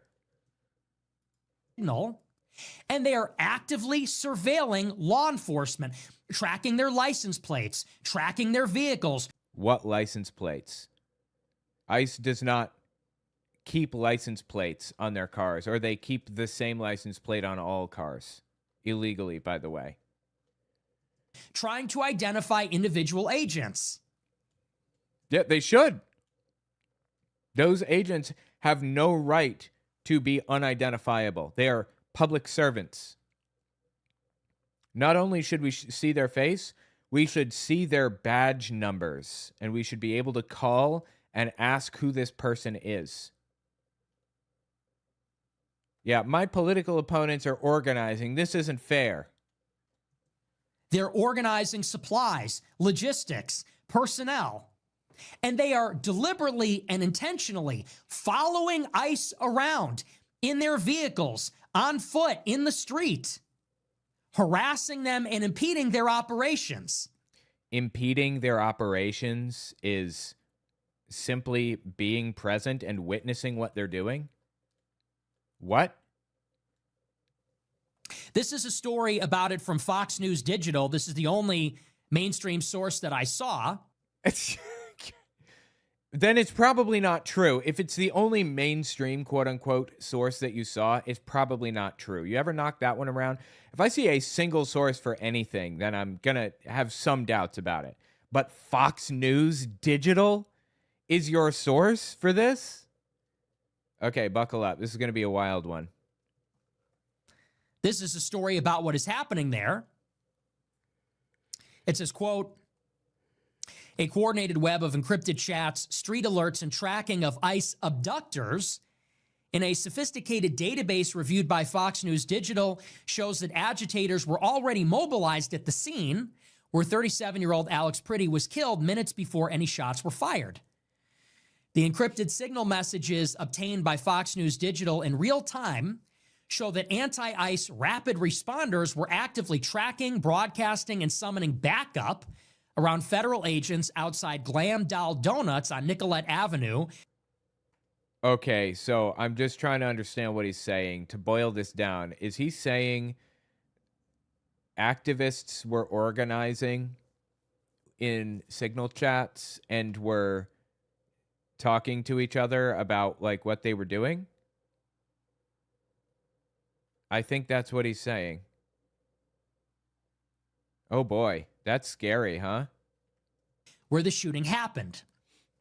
Local rapid responders made at least 26 entries into a database called Minnesota ICE Plates in the critical hours before and after the killing, documenting the license plate numbers and details of alleged ICE vehicles they claimed to see around Nicollet Avenue. Okay?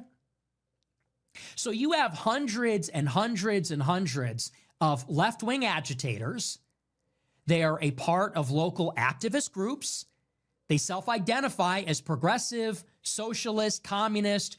What do you mean agitator here exactly? You mean just they're there pushing back against what ICE is doing?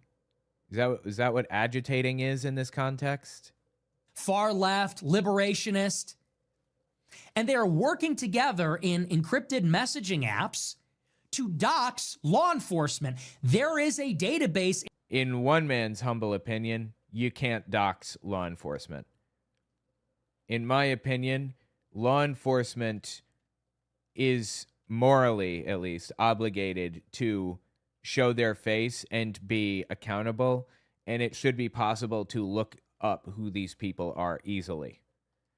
Now, you know, you can dox their home address, certainly. That shouldn't, even if their home address is possible to look up, you shouldn't broadcast it out to everybody. You shouldn't dox their phone numbers or whatever, but they should absolutely be accessible. Like, we should be able to find out who these people are easily. There is no doxing federal officials, in my opinion. Doxing would imply you're releasing information that shouldn't be released, in my mind. I'm willing to be convinced otherwise, but... In the group chat of hundreds of entries of ICE license plates and vehicles. They are coordinating. Good. Yes. Wow. My opponents are organizing. Oh, no. Again. Logistics and personnel to show up where they see ICE, tracking them, broadcasting their location, and then summoning people to go and confront them. That appears to be what was happening here. So let's be clear about that. That's not a demonstration. That's not a protest. Yes, it is. If I want to go and protest a law, if I want to go and protest a policy, I go outside the government building. It's activism. I mean, it's not a demonstration. It is activism. Are you saying that this is not protected under the Constitution because you're not simply standing outside with a sign? Where the representatives are, I go to the state capitol. If I want to protest DHS, maybe I go to a federal building, I go to a detention center, I go to a DHS building, and I go on a public sidewalk, or I take out a permit and I show up with the media or with my friends, and I go and yell my slogans, hold up my sign, whatever. That's not what this is. This is coordinated, this is intentional, and it's not a protest. This is about impeding the operation of law enforcement. In what way are they impeding anything? They're simply recording what's happening. That's it. What is the purpose of this, other than to stop ICE from doing their job? How would this stop ICE from doing their job? In what way would this stop ICE? This is complete nonsense. At absolute worst, this would make it possible to dole out accountability when the time comes, when Trump is no longer in power. That's what's happening right now. They're preparing for the time when we can give people accountability for their actions. It is to physically impede them from doing their job. What do you think physically and impede mean? Do you know what those words mean? It is to physically show up, intimidate, harass, make ICE feel vulnerable and unsafe. You mean like they're making us feel? But aside from that, that's not what's happening anyway. It's just complete nonsense all the way down. Just disgusting, dude. That this traitor to the U.S., traitor to U.S. people, is excusing this behavior. It is meant to alert the people they are trying to arrest so that they can flee. And if all of that fails, to physically get in the middle of law enforcement and the people they're trying to arrest, to physically block them, blowing whistles, using their vehicles, jumping in front of them. That is what is going on here. But that's literally not what happened. Like, actually, that's not what Alex Preddy did. He was trying to help a woman up who was pushed down. That's it. That is what he did. That was his crime. That was worthy of the death penalty, apparently. So this is just completely made up. Now, you also have a guy that showed up to this with a gun. Okay? Okay, so? So, technically, you can show up to a protest if you are legally carrying a concealed weapon. But again, this is not a protest. You are showing up to impede federal law enforcement. Wait. It wasn't a protest. So, there's no bar on when you can have a gun in that case, right? I mean, bringing a gun to a protest, unless it's specifically organized as a show of force, which is a totally reasonable form of protest, it's ill-advised to bring a gun to a protest. Unless it's like, you're planning on or doing a show of force. Like the Black Panthers will show up with weapons as a show of force to show that they're organized and they have these guns and everything else. It's not like they're planning on using them or whatever. They're just showing that they're not helpless. Otherwise, if you show up to a protest with a gun, it could sometimes be viewed as asking for trouble. However, it's within our laws. We are perfectly within our rights to show up to a protest with a gun if we want. Ill-advised and illegal are two different things. if you are legally carrying a concealed weapon. But again, this is not a protest. You are showing up to impede federal law enforcement with a loaded gun, concealed. Not only that, you are standing in the middle of the street and you're getting in the middle of an altercation. If you watch the video closely. He didn't get in the middle of an altercation. Somebody pushed a woman down and this dude helped her up. That's not getting in the middle of an altercation. Wait, what happened? Hold on. Apple reimposed a Patreon thing. Standing in the middle of the street. All right, let me explain something real fast. When you purchase things through Apple's App Store, they take 30%. That's just part of the deal. And Fortnite protested this a while back this relates back to Patreon. Fortnite protested this by bypassing Apple's store, basically, and making it so that people could purchase like Fortnite stuff through their website directly if they wanted. And Apple banned them from the App Store for it, and there was a whole lawsuit. Anyway, the Supreme Court, if I'm not mistaken, basically determined that people are allowed to direct people to like their website to charge people for things so that Apple doesn't get that 30% cut of everything. And Patreon basically has gotten around Apple's thing, but I just got an email from Patreon saying they've reimposed their 30% fee, which means that income for people on Patreon is going to drop by 30% across the board because Apple is taking it all. So if you can sign up to Patreon, it would mean a lot to me. Not fantastic. And you're getting in the middle of an altercation. If you watch the video closely, Border Patrol is apprehending two agitators who, again, are there to impede law enforcement. We don't know exactly what led up to that moment, but they're blowing whistles. They're in the street. They're chasing ICE through the streets. You're not allowed to... They're chasing ICE. They're chasing ICE through the streets. Yeah, totally. I bet. You're not allowed to blow a whistle? That's illegal now? That is literally a form of peaceful protest. Nobody said peaceful protest was comfortable protest. They said peaceful. Border Patrol is apprehending somebody that they're trying to arrest.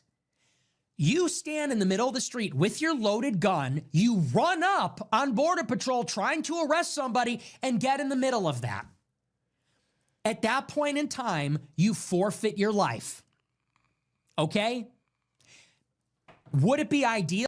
It's legal for people to literally murder you if they're like getting on your nerves, and you can be murdered for that. If you're annoying them, then you can be murdered for that. Are you fucking kidding me right now? What is wrong with Nick Fuentes that he would say such an insane, fucked up thing? Seriously. If he were detained, at that point in time, you forfeit your life. Okay? Would it be ideal if he were detained and arrested? Certainly. If they knew his intentions, but they don't. It's irrelevant. They took his gun from him and had him pinned to the ground. Instead of unloading 10 shots into his back, they could have put cuffs on him instead. That was an option. They chose the other option instead. So I don't want to hear it. Complete bullshit, dude. Disgusting, vile, evil bullshit.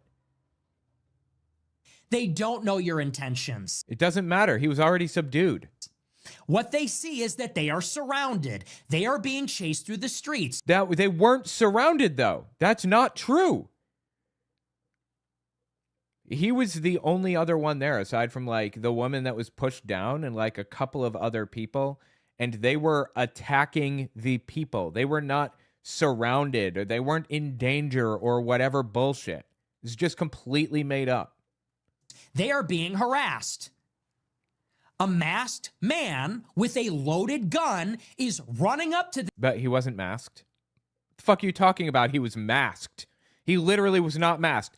But you know what Nick Fuentes is describing? Exactly what happened to Alex Preddy. A masked man ran up on him. What is he supposed to do? He honestly may have been justified in pulling his gun. He didn't, though. Are surrounded. They are being chased through the streets. They are being harassed.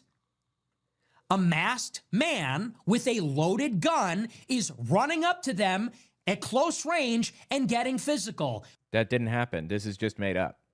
What conclusion can they draw in a split second? Yeah, are my mustache and beard a mask? Yes, exactly. Apparently. What really do you expect them to do? It's not a courtroom. You cannot adjudicate a person's innocence or guilt, their intentions, in a split second like that. Is it tragic in a sense? Certainly. And is it accidental? Is it ideal? I don't think it's ideal. It looks to me like an accident. But accidents happen in this kind of... He was literally subdued on the ground. And two people pulled their guns out and fired 10 shots into his back. How is that an accident? An accident is like you pull your gun out or you slip on the ice and your gun discharges into your foot. Oopsie daisy, that was an accident. Didn't mean to do that. Wow, now I need stitches in my foot. Unloading a gun into a guy's back is not an accident. Situation. Nobody forced you to impede law enforcement. Nobody forced you to get in the middle of law enforcement apprehending a person. And nobody forced you to bring a loaded gun when you did it. And by the way, everybody understands this. Think about it. If you see a traffic stop on the side of the road and a cop is getting out of his car and walking up to the window of a person that they've pulled over, if you drive up to them with a loaded gun in the passenger seat and say, hey, stop this, what do you think is going to happen? That's not what was happening, obviously. The dude was protesting ICE, who was hurting people for no reason, pushed a woman over. And he walked over and helped the woman up. How is that in any way similar to a legal traffic stop? Also, cops have badge numbers and they have their faces out. ICE doesn't. How do we even know this was ICE? I mean, we know it was ICE now because Trump was defending them and all that other stupid shit. But how do we know this is ICE? Generally. We don't. They are masked fucking monsters. There is a good reason and a good explanation for what's happening when you see a traffic stop. That's not the case here. Sorry, hang on. I'm just getting text messages and things. We're good. Is that normal? Is that a protest? Is that First Amendment protected? That specific incident, I mean, where you go up to a cop who is pulling somebody over, I'm not sure. Probably, I don't know. I would have to think about it. You have no real business going over to those people, but these people, ICE, were harassing a woman, an innocent woman. Walking over to help her up is not illegal. Is that a good idea? If you see a traffic stop, if you see a regular local police officer chasing a suspect and you run up on them and get in the middle with a loaded gun in the back of your pants, what do you think is going to happen? If you get your face blown off, are you going to say, well, I wasn't going to shoot him? Okay, well, they don't know that. Well, he didn't pull the gun out. You can't carry a fucking gun anymore? Is that illegal now?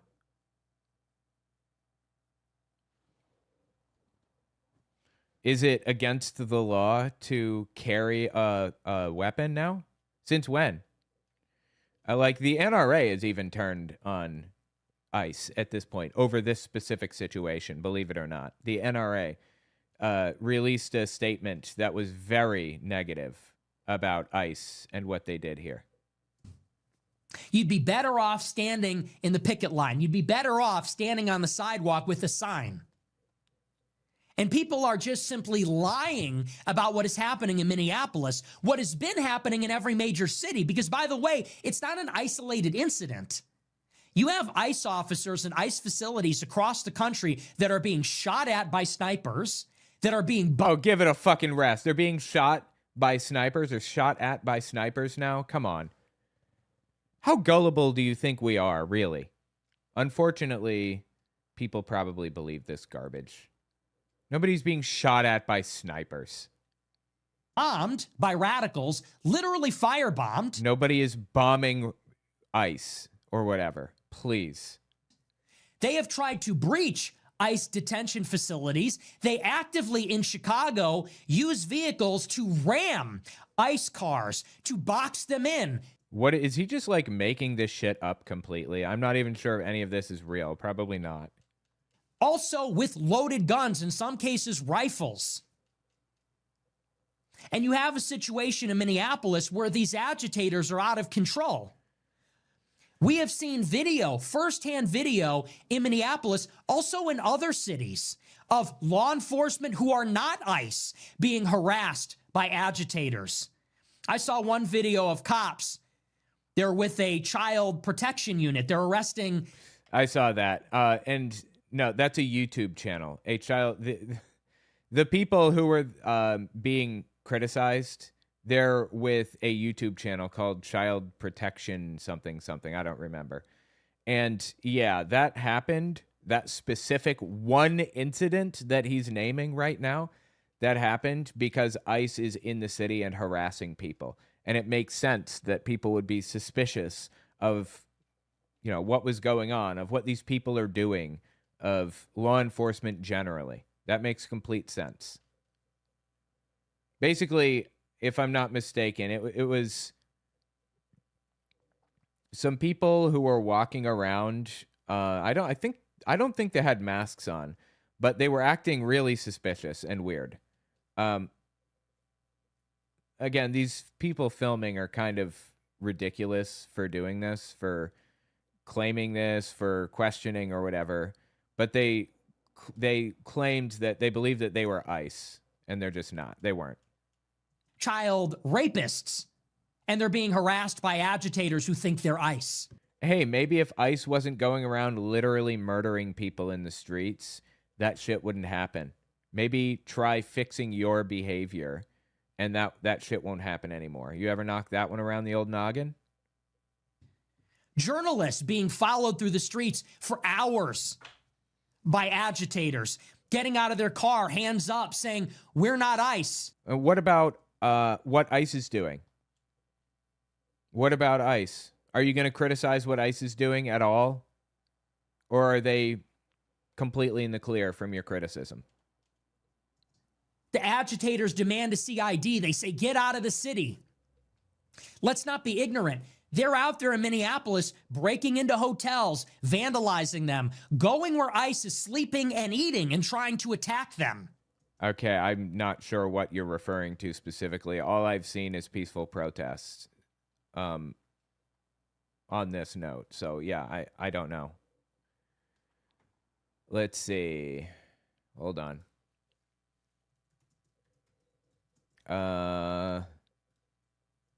Let's not be ignorant. They're out there in Minneapolis breaking into hotels, vandalizing them, going where ICE is sleeping and eating and trying to attack them. The situation in Minneapolis is not that protesters are being murdered and gunned down by the Gestapo. No. This has become the locus. This has become a rallying point of left-wing agitators.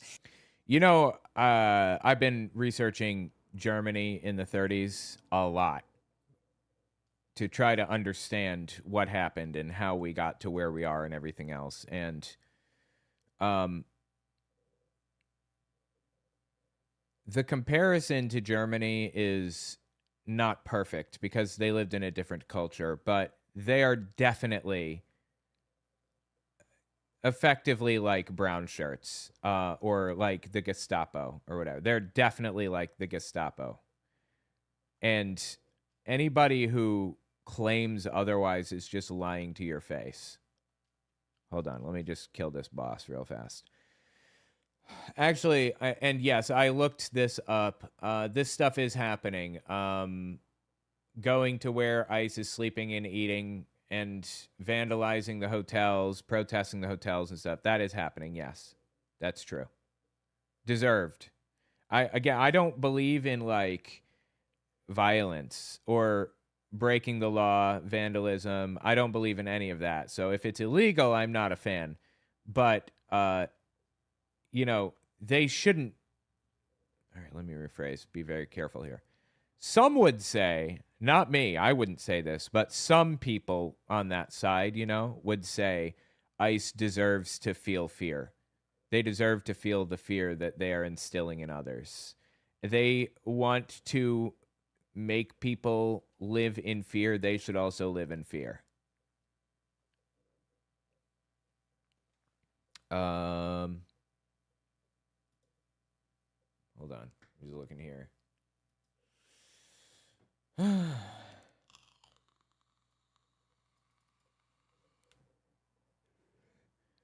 One second. I just wanted to look at which books finished last night. Hitler Redux. Ethnic Cleansing in the USSR finished last night, I believe, and that's it. And now we're at Transitional Justice, How Emerging Democracies Reckon with Former Regimes. That's a long book. I'm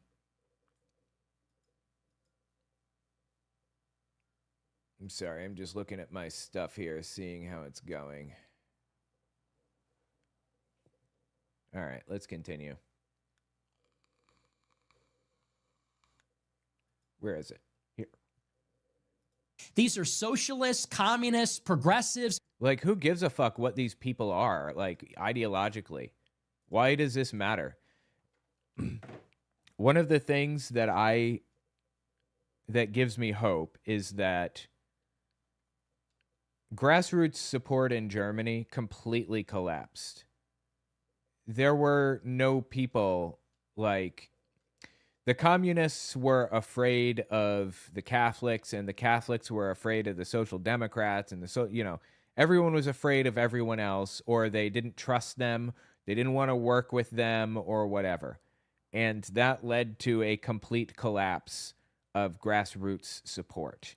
That's not happening here in the US. That's not taking place here. We have grassroots support, broad support.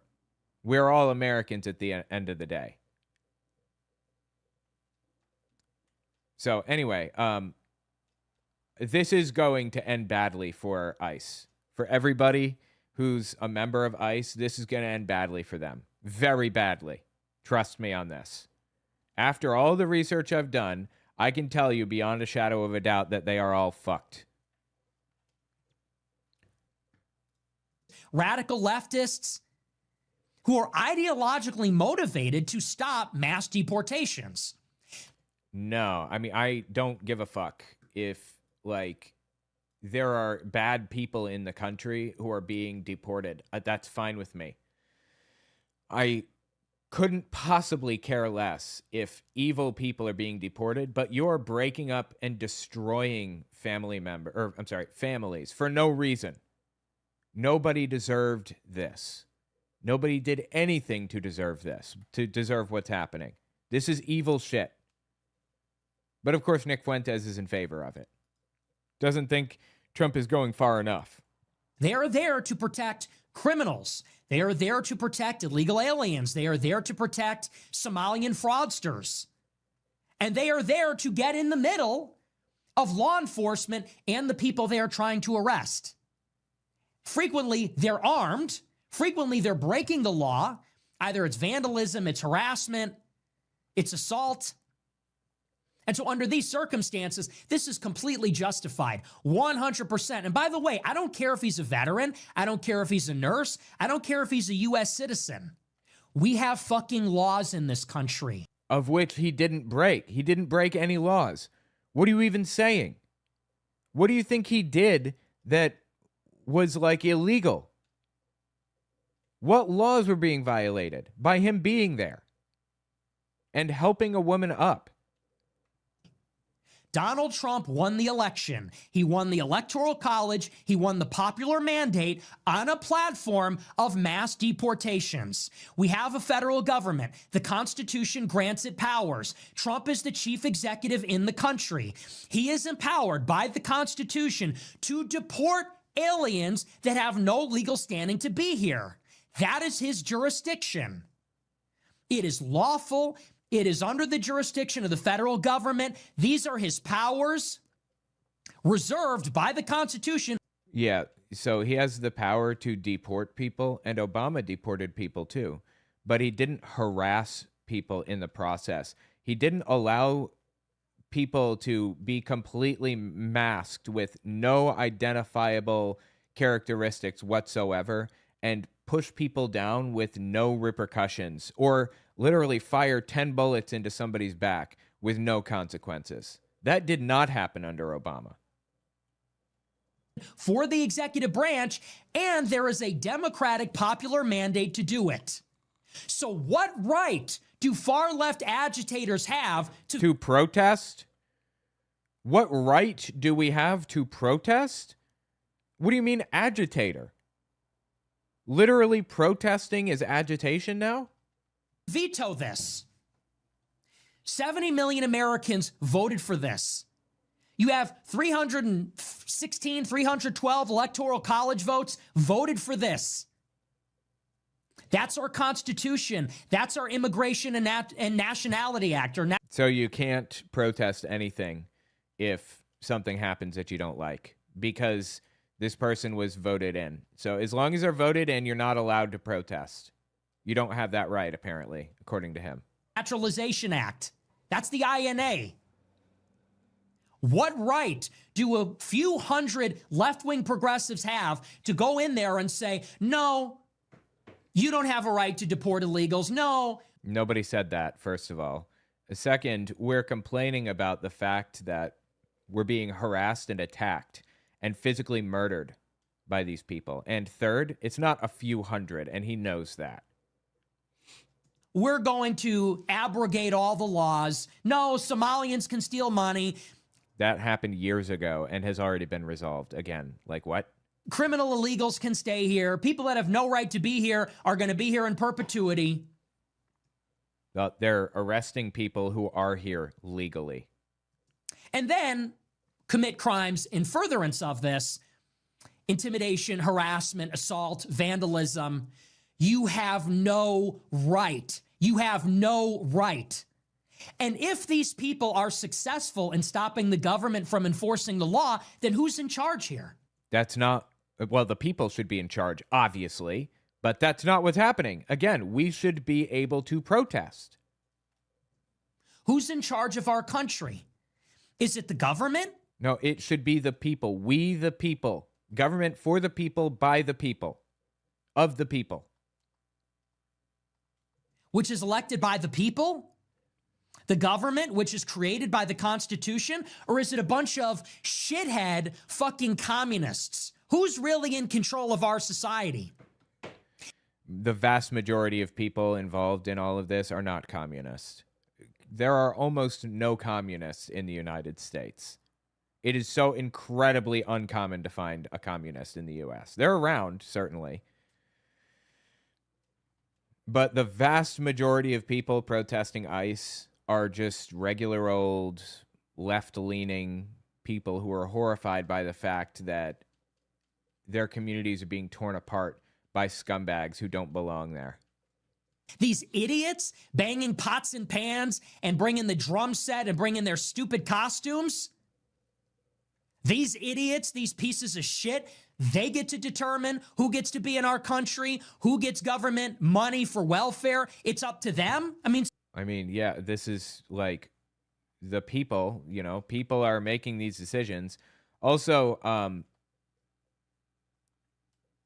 there is nothing wrong with protest, which is exactly what people are doing. They're simply protesting bad behavior and unaccountability from ICE. That's what is happening right now. That's what people are protesting. Seriously. Otherwise, the government has to crush them. The government has to absolutely destroy them. We have elections, we have representatives, we have a constitution, we have a government, we have laws, we have police. This is supposed to be a sane and orderly society. If the laws are not being respected, people need to be arrested. I'm sorry, what laws aren't being respected? I don't understand. What is he talking about? What is he bitching about? People can protest. There is nothing legally wrong with that, nor should there be. Seriously, what is going through this dude's head? If they resist arrest, then they need to be neutralized.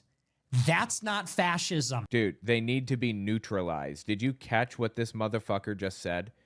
They need to be neutralized if they resist. I.e., they need to be killed. Or more aptly, one could say, hold on, let me find it here.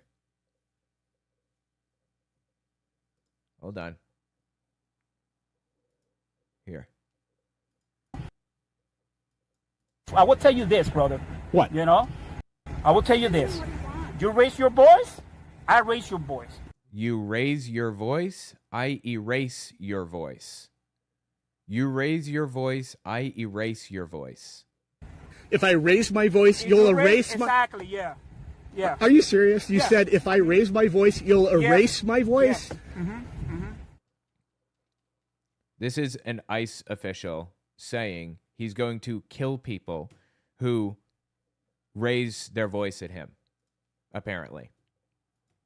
What the fuck? How is any of this acceptable? What's this? Alpha Force Zero sent this to me a minute ago. What's this say? So I'm going to tell the story about how I got arrested by ICE at... Hold on, what's this one? Let me just scan through because okay.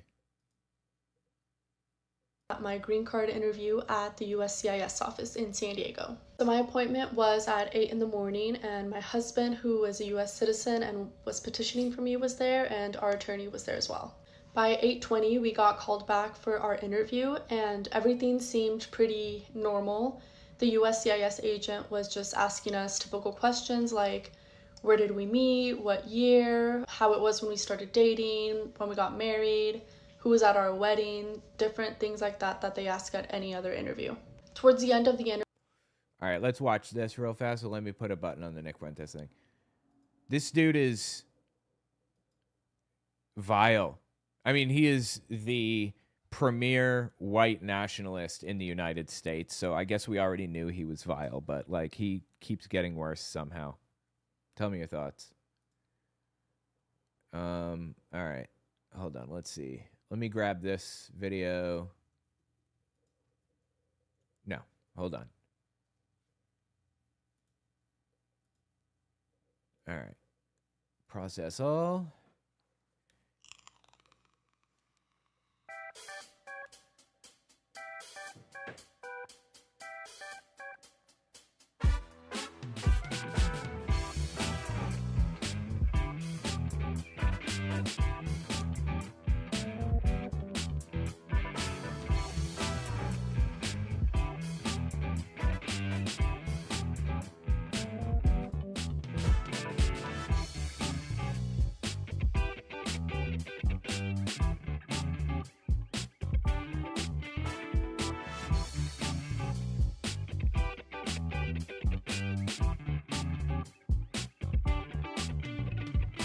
Thinking about playing Pokemon again. I haven't played that in a while. Sorry, I was just trying to download these legally, all legal, like, you know, yeah, legal.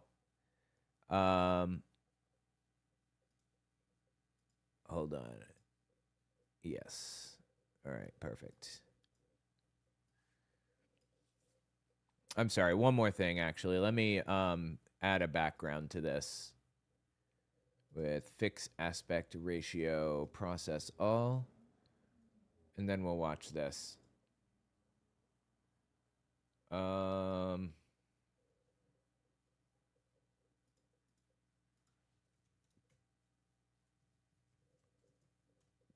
Yeah, here we go. Yeah, I'm gonna do it all legal, like illegal. I'm downloading these videos all legal. Sexist shit! And no, I don't have to talk to you politely. You sexist shit! In Jasper County, motherfuckers, I'm coming for you. You motherfuckers, I'm coming for you. Yeah. All legal like. Yeah, legal. We'll do it on your terms, motherfuckers. Our government needs stopped. Stopped. Yeah, I'm downloading this video all legal, like, yeah, legal. We'll do it on your terms, motherfuckers, YouTube motherfuckers. I'm sorry, it's so funny. All right, let's see. Did it work? Nope, wrong one. All legal. It's still processing. All right, well, I guess we'll watch it for the moment, but hold on, where did it go? So I'm gonna... Yeah, here. Here it is. Okay, good. I gotta keep this on tap, this video. Large Marge. Poor Jasper. Yeah, poor Jasper County. Look out, Jasper County. You got somebody on your tail. Coming for you. Motherfuckers, she's coming for you. Hold on. I was looking for...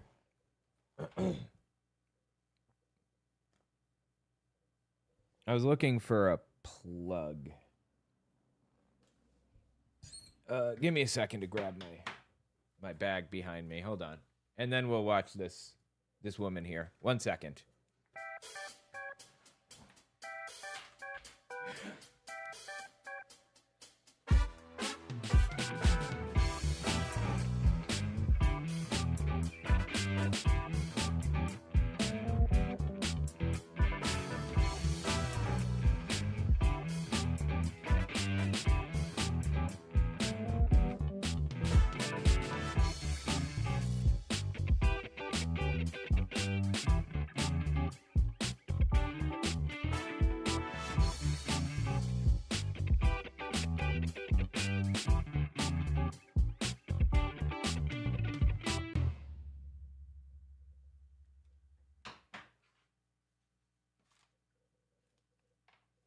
Sorry, hang on here. I'll let this play for a second.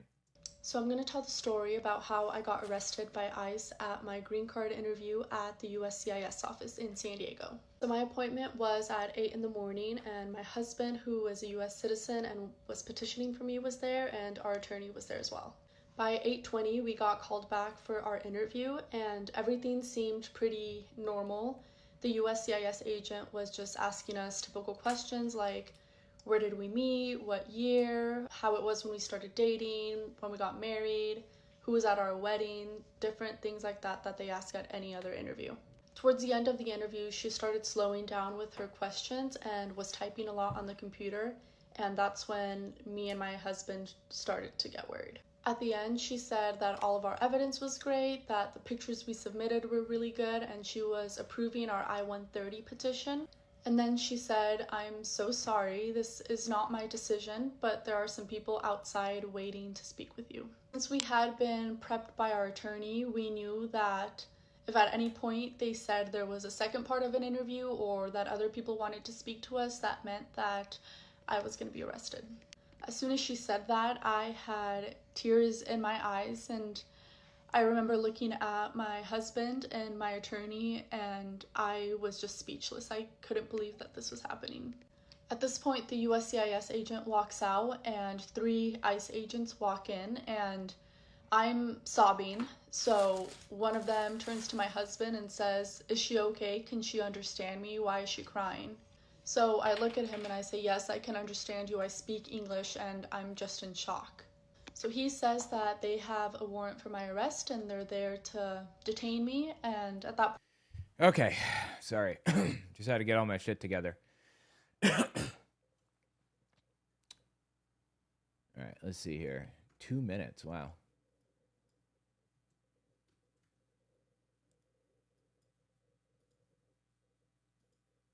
And now let me just pull it up again.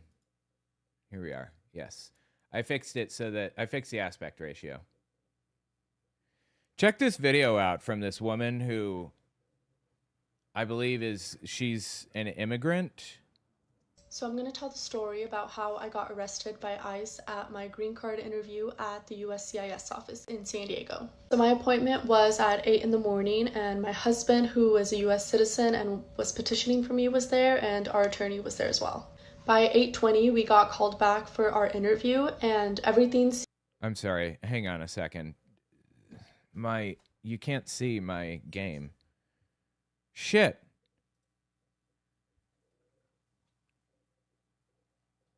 Why isn't it working? Give me a second to think about this. I think I can fix it quickly and easily. My old high school nickname, Quick and Easy. All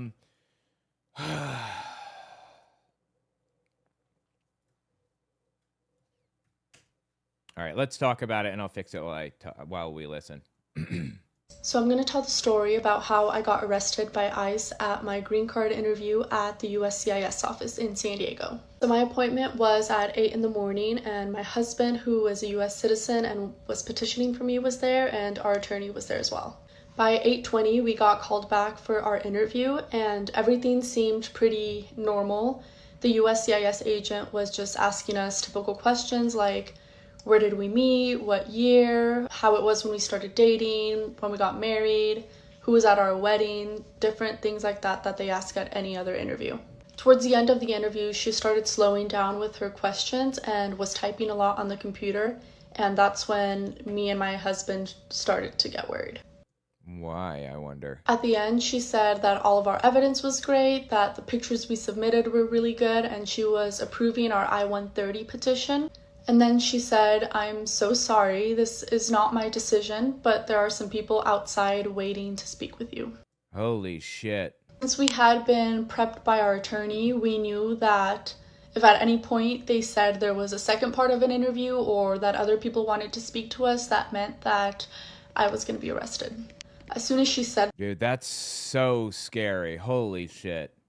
That, I had tears in my eyes, and I remember looking at my husband and my attorney, and I was just speechless. I couldn't believe that this was happening. At this point, the USCIS agent walks out, and 3 ICE agents walk in, and I'm sobbing. So one of them turns to my husband and says, is she okay? Can she understand me? Why is she crying? Are you fucking kidding me?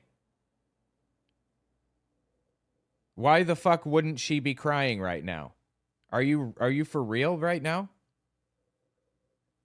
So I look at him and I say, yes, I can understand you. I speak English and I'm just in shock. So he says that they have a warrant for my arrest and they're there to detain me. And at that point, my lawyer stands up and is asking to see the arrest warrant. And I just look over to my husband just in complete disbelief that this is even happening. Yeah, why? Why is this happening? I don't understand why they would do this. And one of the ICE agents starts explaining to us that he knows I'm not a criminal. He knows I didn't do anything wrong, that unfortunately this isn't his decision. This is just his job, and he is just following orders. Just following orders. Just following orders. Yep. The classic excuse. Just following orders. He then starts to speak directly to my husband and tells them that he promises that they're gonna treat me respectfully, that he knows I'm not a criminal, they're gonna treat me well. He kept saying the words, we're gonna treat your lady with respect. He told me that I can give any valuables to my husband and that they were gonna give me a few minutes to say goodbye, and they walked out of the room. What a horrifying, disturbing situation, dude. Oh my God. No wonder people are hiding. Yeah, exactly. No wonder people are hiding. And even worse than that, she got out of that situation. Some people don't. They die in there, in those ICE facilities, or they're still in there to this day. It's straight up horrifying, disturbing shit. Seriously. I got it. Let me see if I can figure out what's going on with this. I'm sorry. Hang on.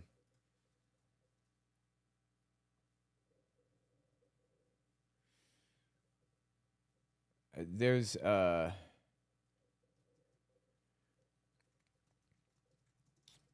don't remember the SSH key.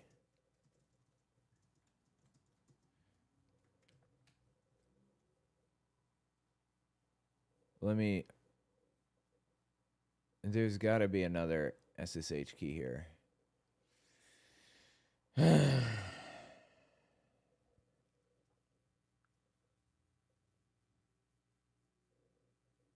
How?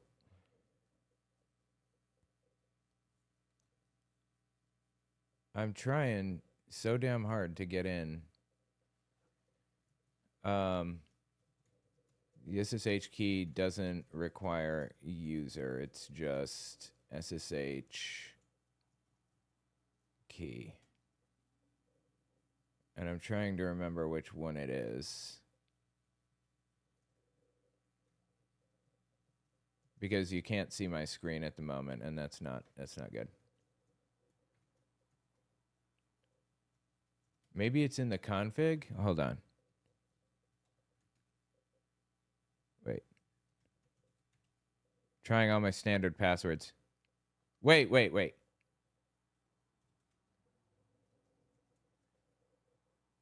No?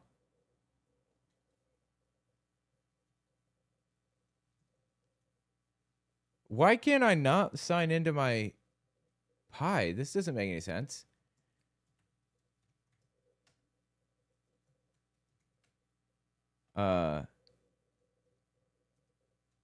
It's the standard login. It is super weird. I mean, I got in as guest.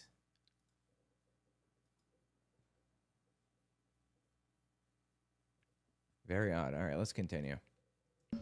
They gave me the option to keep my phone so that I could have it when I got released, but I thought it would be better if my husband had it. So Wait. Oh, they gave her the option to keep her phone so she'd have it when she was released. I see. So that I could have it when I got released, but I thought it would be better if my husband had it. Yeah, absolutely. 100%. So I gave him my phone, my purse, my rings, my jewelry, all of that stuff.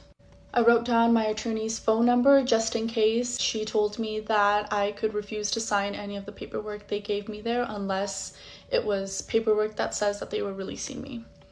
Then I hugged my husband and they came back in and said, What happens if you don't sign the paperwork that says they're releasing you?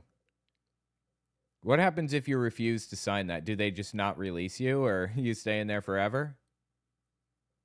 It is a Raspberry Pi, yes. I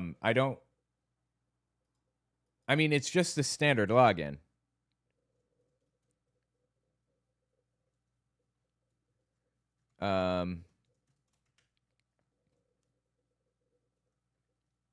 There should be like a config set up for this already.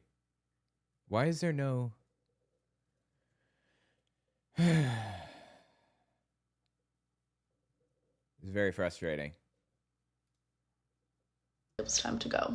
So they took me down to the underground parking structure of the USCIS office, but when we got there, the van wasn't there yet, so they took me back up to the USCIS office, and I waited for 20 or so minutes in their little headquarters area. There was a long white table with a lot of ICE agents sitting around talking, so they sat me down, and I looked to my left, and there's a bulletin board with names printed on it, like a checklist, and I see my name printed on there. It's the very first one, and it's highlighted. So I don't know what that means, but it seems like they had already decided I was going to get arrested. And holy shit, dude. There was a bulletin board with her name on it? Why? What did she do? Was she like... She's not a criminal. She's not a bad person, right? She's just a married woman just living life. What did she do to deserve this? And there was nothing I could say or do that day that would stop that. After 20 minutes, they took me back down to the underground parking structure, and there was a van waiting there and 2 officers standing outside of it. That's where they patted me down to see if I had anything else on me. They put me in handcuffs. That shit is so disturbing, dude. And ankle cuffs, and put me in the van. There was already one man waiting in the van when I got there. We waited for the next 3 hours until 12:40 for more people to get into the van. They kept bringing down more people, and I overheard the officers saying that there was supposed to be 23 that day. We ended up leaving around 12:40 with 16 of us in the van. The whole time they referred to us as bodies. We have one more body coming, or oh, we're supposed to get 23 bodies, and we have 16 bodies on the way. So they took all of us a couple blocks down to the federal building. So we went into the basement, and that is where I was processed for the next 24 hours with no change of clothes, no bed, no toothbrush, no anything, just... I've heard that conditions are really, really bad at the best of times. Like, at absolute best, they just don't give a fuck, and you get nothing. You get no, like, you know, bedding, no, you barely get any food. If you do get food, a lot of the time it has maggots in it, or that has happened. And at the worst of times, if they're truly sadistic, evil fucking people, you'll get, like, they will strip you completely naked and handcuff your arms and legs together and make you eat off the floor like a dog. I remember that specifically because that is actually exactly what the Chinese did during the Korean War to U.S. soldiers. And they came back and told this story about this happening horrifyingly.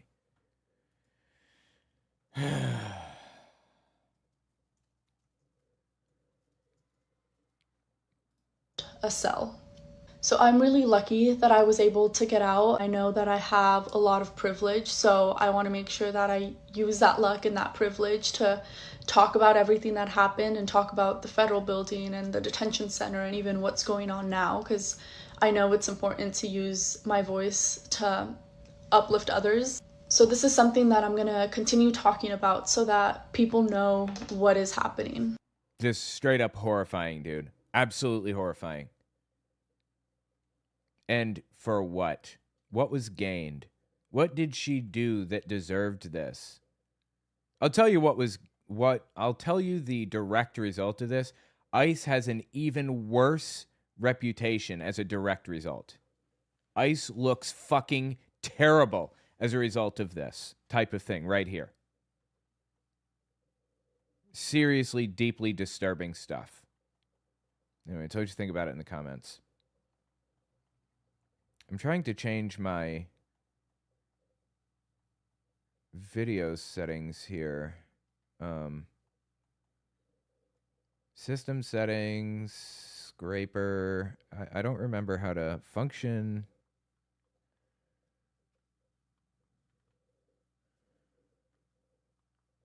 Hold on.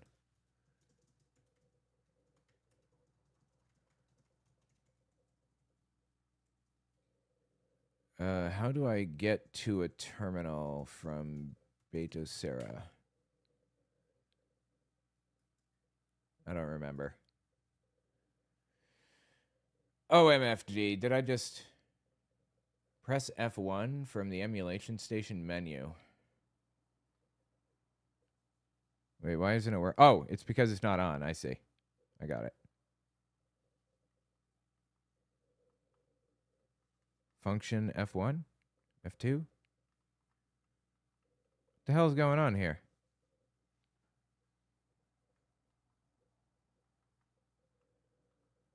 What is happening?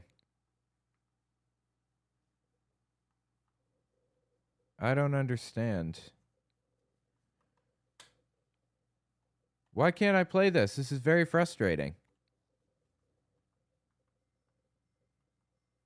It's like it's trying to, but it's not actually working.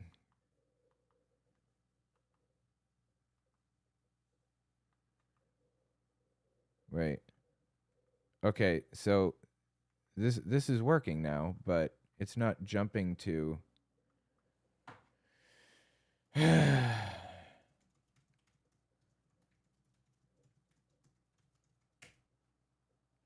All right. Well, let's continue then.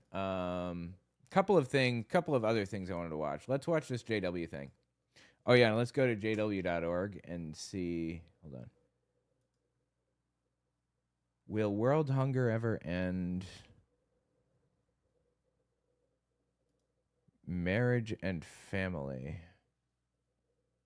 Let's see, library, videos. For a happy marriage, read God's word. Per Christensen, The Pure Language, a gift from Jehovah. Episode 2, This is My Son. Episode 1, no, episode 3, I am He. The result of true righteousness will be peace. JW Broadcasting.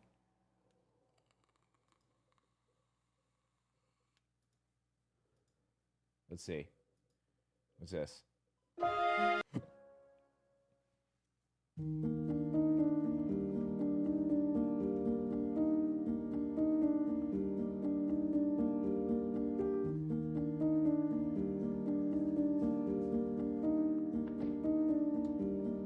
In a marriage.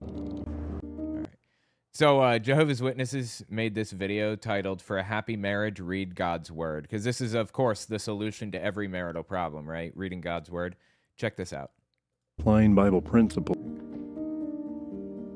In a marriage, not applying Bible principles can lead to a lack of peace.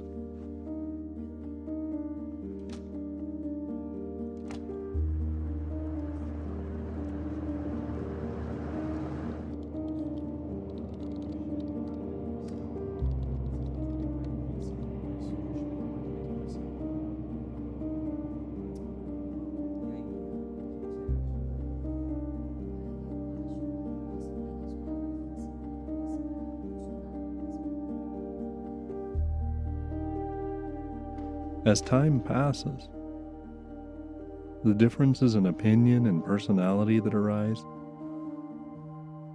can undermine the peace you once had. How can that peace so longed for be regained? Isaiah chapter 26 and verse 3 says, "You will safeguard those who fully lean on you. You will give them continuous peace, because it is in you that they trust." Only Jehovah can give continuous peace to those who fully lean on him. Abraham and Sarah, for example, had that peace because even during big life changes and difficult situations, they faithfully followed Jehovah's direction. Bro, these people are so fucking boring. Honestly, I'm sorry. Following Jehovah's direction in their mind equates to following the direction of the governing body, of Jehovah's Witnesses. And half of the stuff they say that you should, quote unquote, be doing or whatever isn't in the Bible. It's directly from them, from the governing body.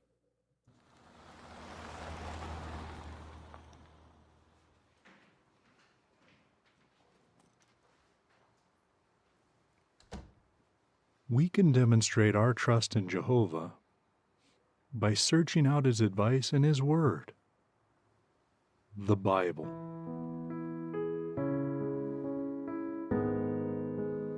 Turning Bible reading into a habit can seem daunting, but it's worth the effort. Take advantage of every opportunity. See where you can make adjustments in your routine. The advice found in the Bible can lead to peace in your marriage. For example, Matthew chapter 7 and verse 12 says, "All things, therefore, that you want men to do to you, you also must do to them." What does that mean? Are they applying like love your neighbor as yourself to a marriage?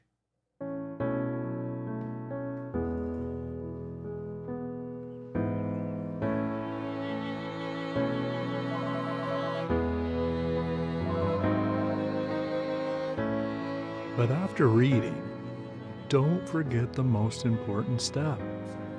Apply what you learn. When a husband puts his wife's interests ahead of his own, she feels loved and valued, and vice versa.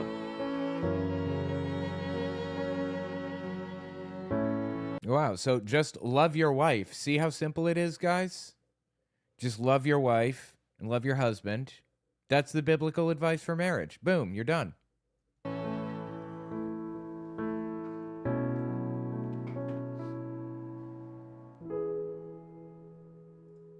Another Bible principle found in Matthew chapter 5 and verse 5 says, "Happy are the mild-tempered."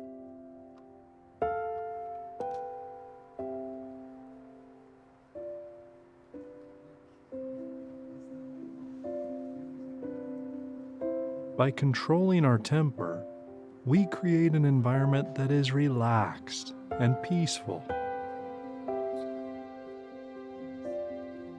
And while all are encouraged to read the Bible as individuals, if circumstances allow, consider doing so as a couple. This is kind of infantilizing her, right? A little bit. Talk about what you learned. Take advantage of the available study tools to learn all you can about Jehovah's marvelous qualities. His marvelous qualities. So I came into this video for a happy marriage, read God's word, and I was expecting them to tell us what in God's word is going to help a marriage. And what did they say in the video? They said literally exactly what the title is, read God's word. That's it. You're not going to give me anything? What use are you? Without a doubt, this will draw you closer to Jehovah and will strengthen the threefold cord in your marriage. The threefold cord in your marriage.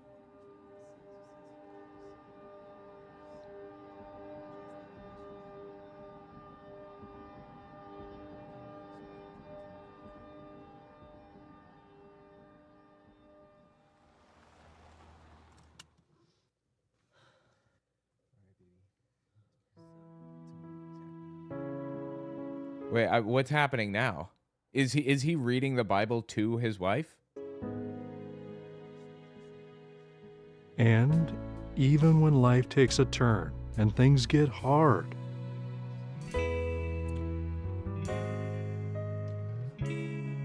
you will still be able to feel the continuous peace that only Jehovah, the originator of marriage, can provide.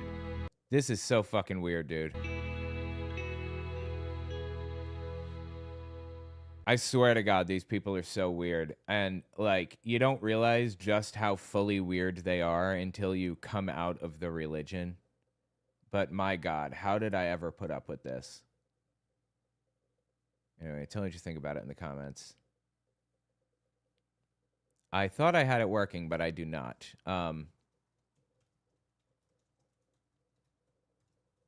Capture card.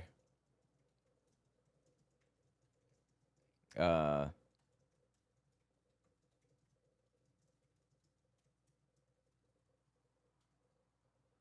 right, let me just try to adjust my game capture and see if I can change it. I don't remember what it is, so give me a second here. No, it's not working. Son of a bitch. Why can't you guys see this? I fixed this problem. By the way, the Wiggy Bee, welcome. Thank you for coming. New to the stream, but I've watched your vids for a long time on YouTube. Love hearing your insight and commentary. You're awesome. Well, thank you. You're awesome too. I wanted to watch a couple other Jehovah's Witness things. This wasn't the one. Here. Is one, right? So this dude did a video on Joe Rogan talking about Jehovah's Witnesses. I want to give it a listen and see what he had to say. It seemed pretty interesting. Exiles and Pilgrims. Let's see what he said. And recently spoke out about Jehovah's Witnesses. And what he said wasn't just unflattering, it was dangerous to the organization. Not because it was harsh, but because it came from someone witnesses don't expect and aren't trained to dismiss. Kurt is one of those guys that once he finds out something, because he grew up in a cult, right? Yeah. So he's in a Jehovah's Witness cult when he was young. Yeah. Sorry, Jehovah's Witnesses. I don't then I don't think this is new. I think this is an older Joe Rogan video because he's got the old background. But yeah, they totally are. Comes a comedian, and he's so averse to bullshit. He's like, oh no, because you ruined my childhood. I know what this is. I've seen this before. I've seen this in another form. I know what this is. Here's why that matters. When a mainstream voice like Joe Rogan calls out Jehovah's Witnesses, it can reach people inside the organization who normally never hear criticism like this because they're actively told to avoid it. Now, it's bad enough if people in the world believe everything they read in the newspaper. But brothers, let's not be among them. If they are the words of apostates, why would we believe them? Yeah, so, oh my God, these are governing body members. This one is not Garrett Loesch. What the hell is this guy's name? Oh my God, I suddenly can't remember. But the next one's Tony Morris. Stick with what we have authorized. You'll be safe. But what happens when you're... Yeah, that's fascinating. I love it, dude. Some of my favorite psychotic takes from the governing body of Jehovah's Witnesses. Bethel's nice. Hold on. Got it. The way you see the organization. The apostolic. Let me find. Come from Stephen Lett.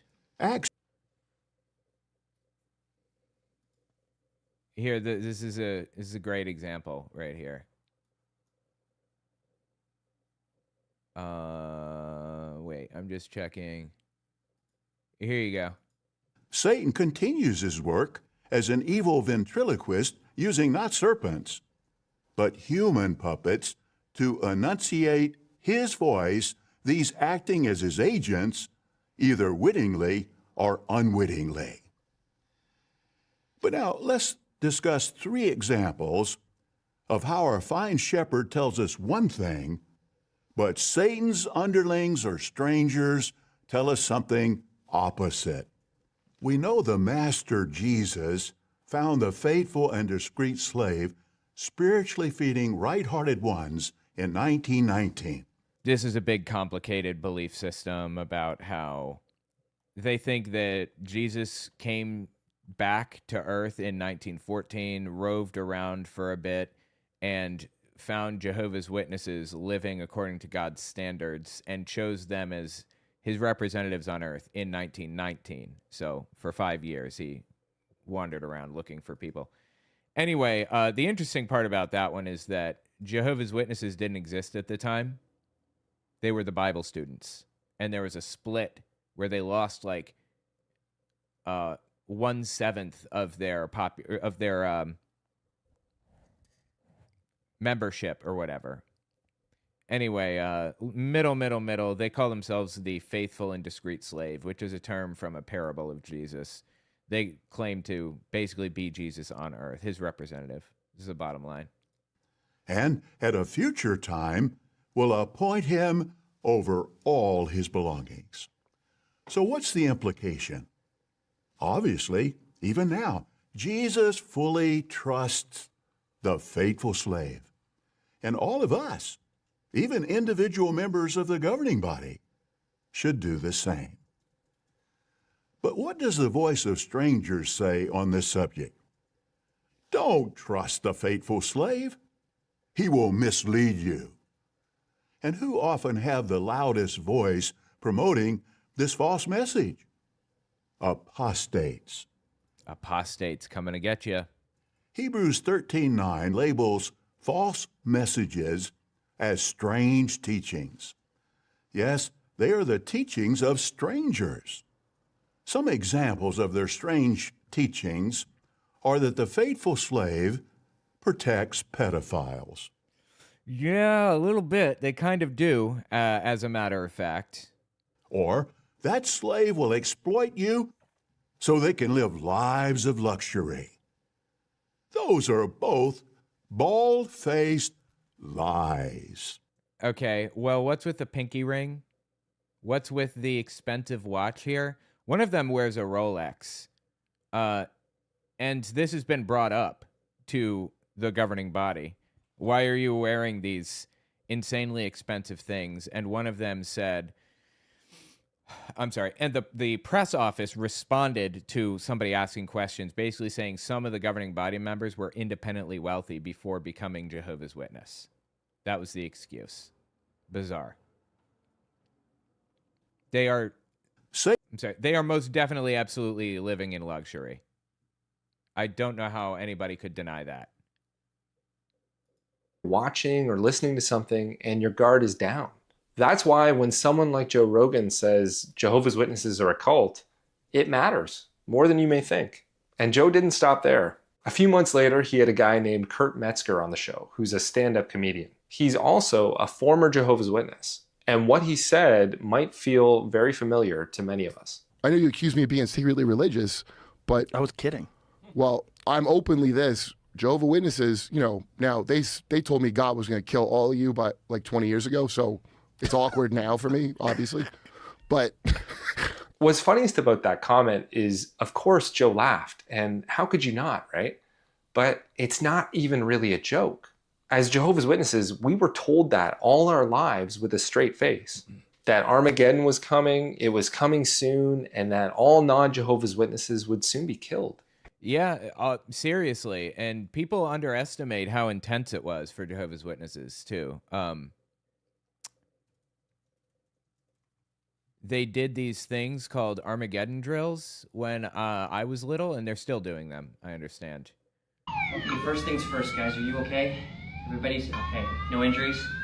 Okay, I need everybody to try to stay calm. Let's remember our family drills. That was a really big earthquake, and more than likely, we're going to have some pretty severe aftershocks. So right now, what we need to do is I need to go turn off the gas to the house. I need everybody to go get their go bags. Cass, can you grab mine too? Go bags. They're supposed to have go bags. Great. Let's go grab those. Let's go get that done, and let's meet back here. Dan, the power's out. The light switch isn't even working. I'm trying to get a hold of Daddy, but I can't get a hold of him. You know what? We haven't had an emergency drill since we lived at the last house, and we were in a different service group. I don't even know where to meet. Oh, the line's busy. Why is it so busy? Okay, he texted me. He said, get our go bags ready just in case we need them. That his car's blocked in, he has to walk home. He doesn't know how long it'll be. You know, one story stuck with me pretty hard. Lloyd Evans, years ago, he's an ex-Jehovah's Witness as well, said on his channel that when he was little, his parents told him, this is it. It's happening. It's real. Like, go up and get your stuff because we're leaving. Armageddon is here. And he goes up there and he's like thinking about his friends that he lost and everything. He'll never see the friends at school ever again. And he's grabbing like his, you know, stuffed animals or whatever, and he runs downstairs, and his parents click a button on a stopwatch and say, all right, you got 33 seconds on that one. That's pretty good. It really fucks you up. Seriously, to live in a heightened state of constant fear like that is a lot. Okay, we're okay too. I don't know where the go bags are. Do you know where they are? Do you know where the go bags are? See, and she's a bad Jehovah's Witness because she doesn't know where the go bags are. She's not paying close enough attention and listening to the instructions of the governing body and all that other shit. Mine might be in my closet. I gotta go dig for it. Okay, I'll look for mine too.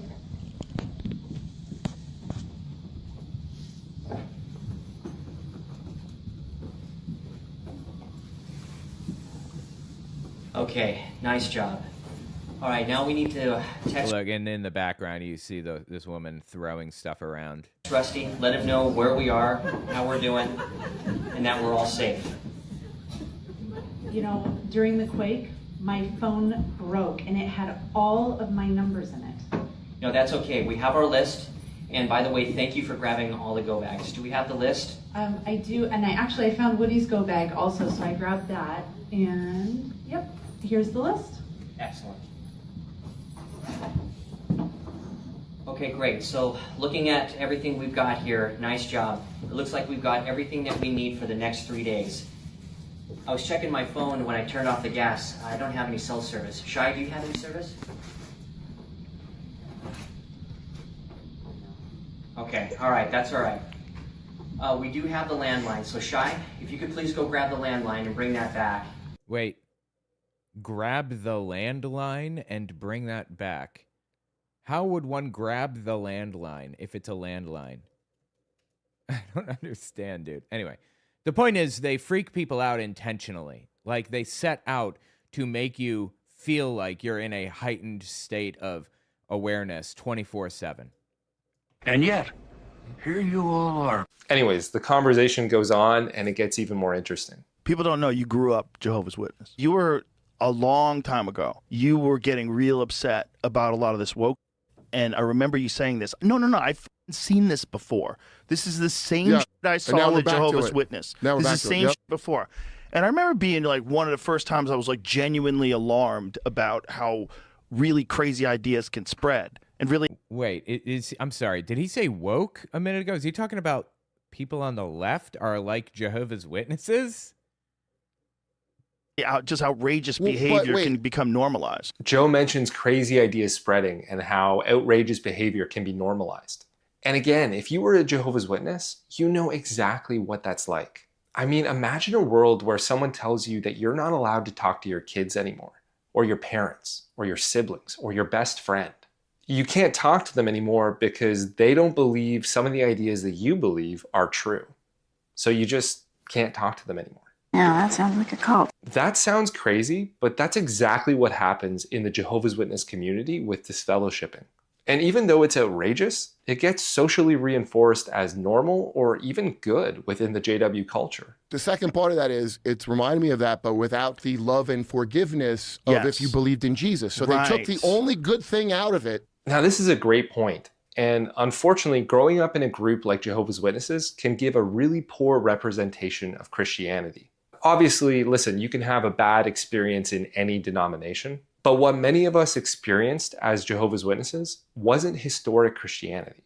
It was a poor man's version of Christianity. Not only do you have a flawed theology that's like a loose thread where the more you pull, the more it unravels, but you also have a very judgmental environment where, at least historically, you were judged on everything from the way you dressed, your facial hair, the amount of hours you logged in service, and how many privileges you were reaching out for within the congregation. And the list goes on. Let's say something's not... Dude, it's bringing back PTSD over here. Not seriously, but talking about privileges that you're reaching for and everything. Like, Jehovah's Witnesses frame it all as all the work that you do for them. It's a privilege that you get to, you know, bring out the microphones and hook them up for people and hand them to people as they, like, are asking questions during the meeting and stuff. It's so cringy and painful. Living up to what it should, and you said this was the solution to everything. But let's say there's something really bad you know about, like someone got molested, and you don't go to the cops, you handle it in-house, which is what they did and got sued for. The highest settlement... Yeah, they got sued out the ass for this stuff. In American history, not the Catholics, Jehovah's Witnesses. Now, I think he's talking about this case that was settled in 2023. Where a victim of abuse by an elder within a Jehovah's Witness congregation received a $40 million settlement. I agree and disagree with this point. And here's what I mean. This may be an unpopular opinion, but I don't think the presence of scandal rules out a religion as being from God. I mean, the Israelites had no shortage of scandals, and they were God's chosen people. And scandals continued in the early church. I mean, just look at the letters Paul sent to the Corinthians. But when you consider Jesus' parable of the weeds growing up alongside the wheat until the end, and many theologians apply that to the church, then we shouldn't be surprised to see scandals. Actually, we should expect them. As one of my favorite apologists, Matt Fradd, says, if you think you found the perfect church, join it, and it soon won't be. I think if you're looking for the true church, and by the true church you mean the church of perfect people, then you won't find it. And if you did and then joined it, it wouldn't be, because you're abysmal. What? I'm sorry. That's interesting. Because we're all imperfect. And wherever there are people, there will be sin and scandal. But I think the real point being made here is that we were told as Jehovah's Witnesses that we were different. Our religion was different than every other religion. That the organization was clean, that they don't have these kinds of scandals. Yep, that's one of the reasons why the child abuse situation hits Jehovah's Witnesses so hard, because they're uniquely above the way of the world. It's just not the same in Jehovah's Witnesses circles as in like Catholic circles. That's the mindset that they promote. And as a result, when a scandal does hit, it rocks Jehovah's Witness land because it doesn't make any sense that this would be happening. But of course, that's not true. Many Jehovah's Witnesses just don't hear about any of the scandals because they're actively discouraged from paying any attention to negative news stories or anyone who might be criticizing the organization. So it's important for Jehovah's Witnesses to hear that, yeah, scandals happen in your organization too. Unfortunately, it happens everywhere. Because they did what everybody does. Sorry. Yep, that's true. It happens everywhere. The fact is, Jehovah's Witnesses don't uniquely have a pedophile problem. The Catholic Church does not uniquely have a pedophile problem. The problem is not with the churches. It's the fact that they're covering it up and hiding it and protecting these people from prosecution. That's the issue.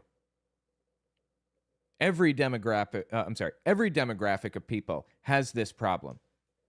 I don't know what the estimate is, 4 or 5% of every demographic of atheists, of Catholics, of Protestants, of Muslims, of everybody has this problem.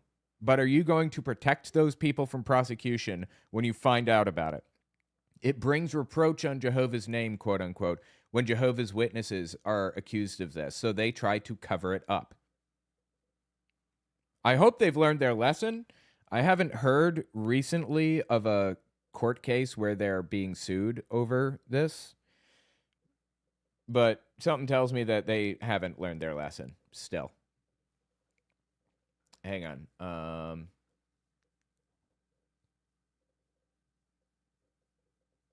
I'm just checking here.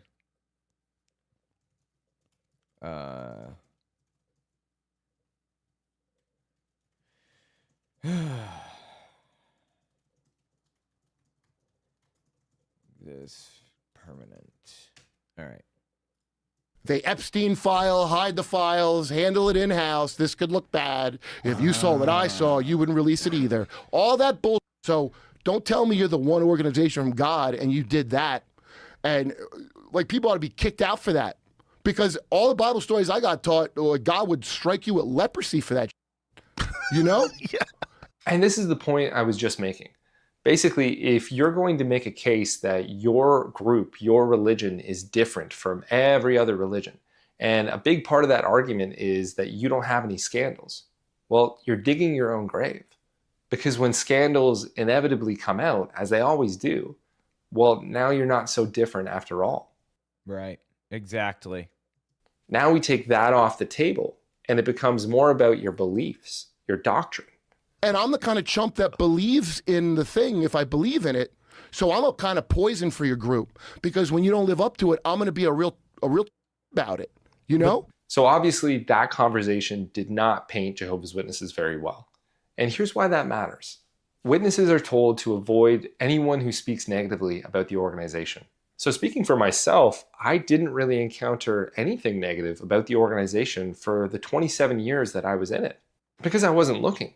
And if I came in contact with anyone or anything that seemed even remotely negative about the organization, I shut it down fast. But what happens when you're listening to someone you like and even trust, and they say something that threatens your worldview? The truth can slip through. And honestly, Jehovah's Witnesses don't watch Joe Rogan very often. I think it's extremely uncommon because they're not supposed to be involved in politics at all anyway. And Joe Rogan talks a lot about politics. He didn't used to, but it's like constant now. Although I guess my family did watch a lot of Jon Stewart, like The Daily Show when I was little. And even before Jon Stewart, they watched Craig Kilborn. I remember watching Craig Kilborn. I think my family would have been on the left. If they had been political, I think they would have been on the left, surprisingly. But, it's not like acceptable to hold political opinions, so it didn't apply exactly. And it's not so easy to just forget it. The truth is kind of infectious like that. So whether you love or hate Joe Rogan, it doesn't matter.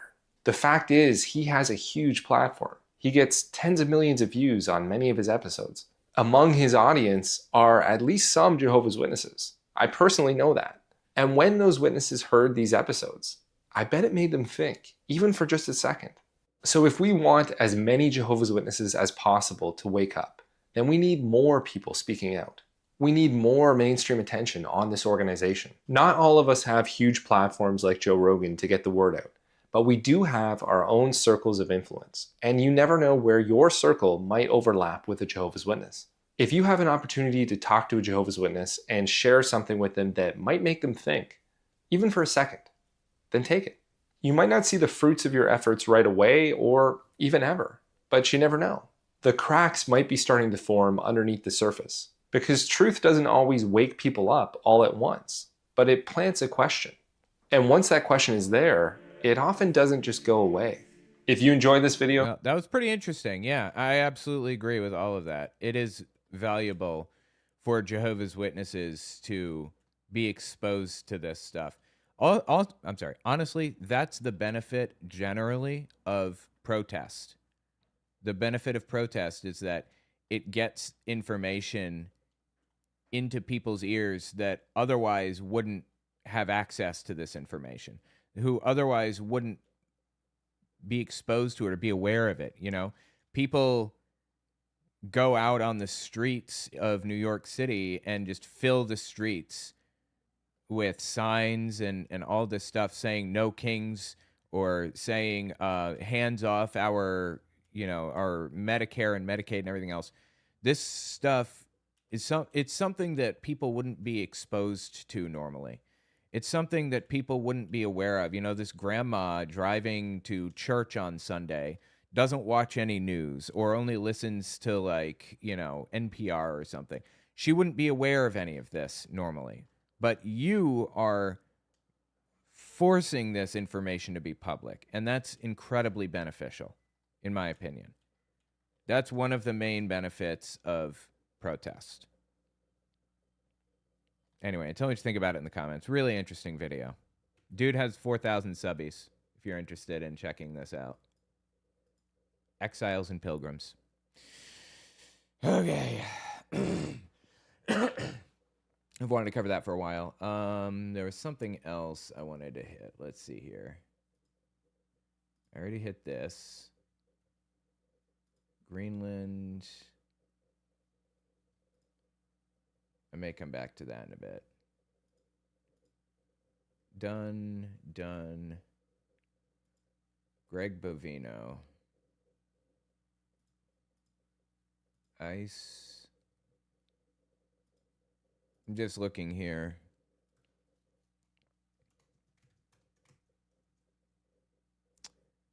Hang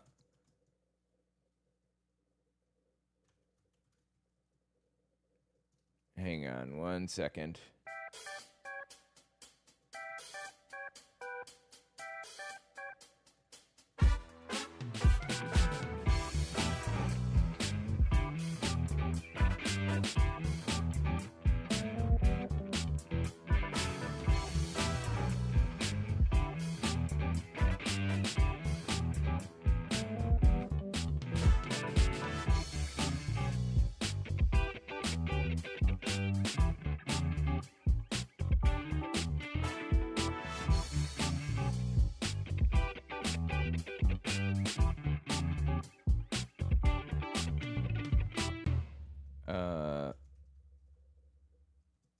A permanent setting.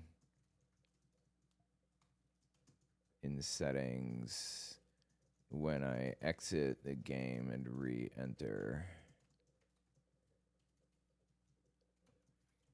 No, all right. Of will. Wait. What's this one? It becomes a question of will. Can you now crush the protests? What is involved in this? People gotta die. Okay, let me pull this and talk about it. And I also want to talk about table talk.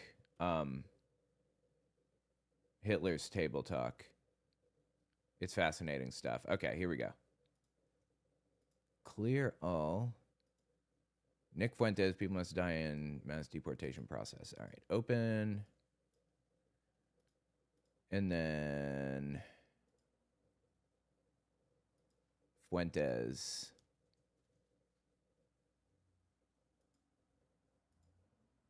Here. You feel yes, perfect.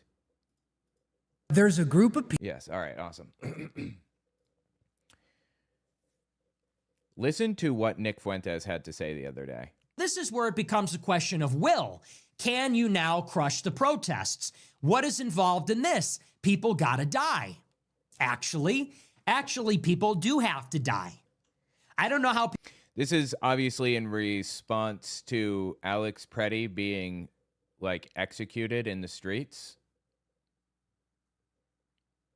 This dude did literally nothing wrong. Nothing. ICE pushed a woman down. He walked over to help her stand up, and they threw him to the ground and pulled a gun out and shot him in the back 10 times. You know, the news, like, this is how political activism works. In legal circles, you find the perfect plaintiff. For example, Rosa Parks was on that bus on purpose. It was planned that she was going to be on that bus. And it was planned that she was going to be in a section that was blacks only. And when a white person comes on the bus, they move the slider further back to make room for the white people.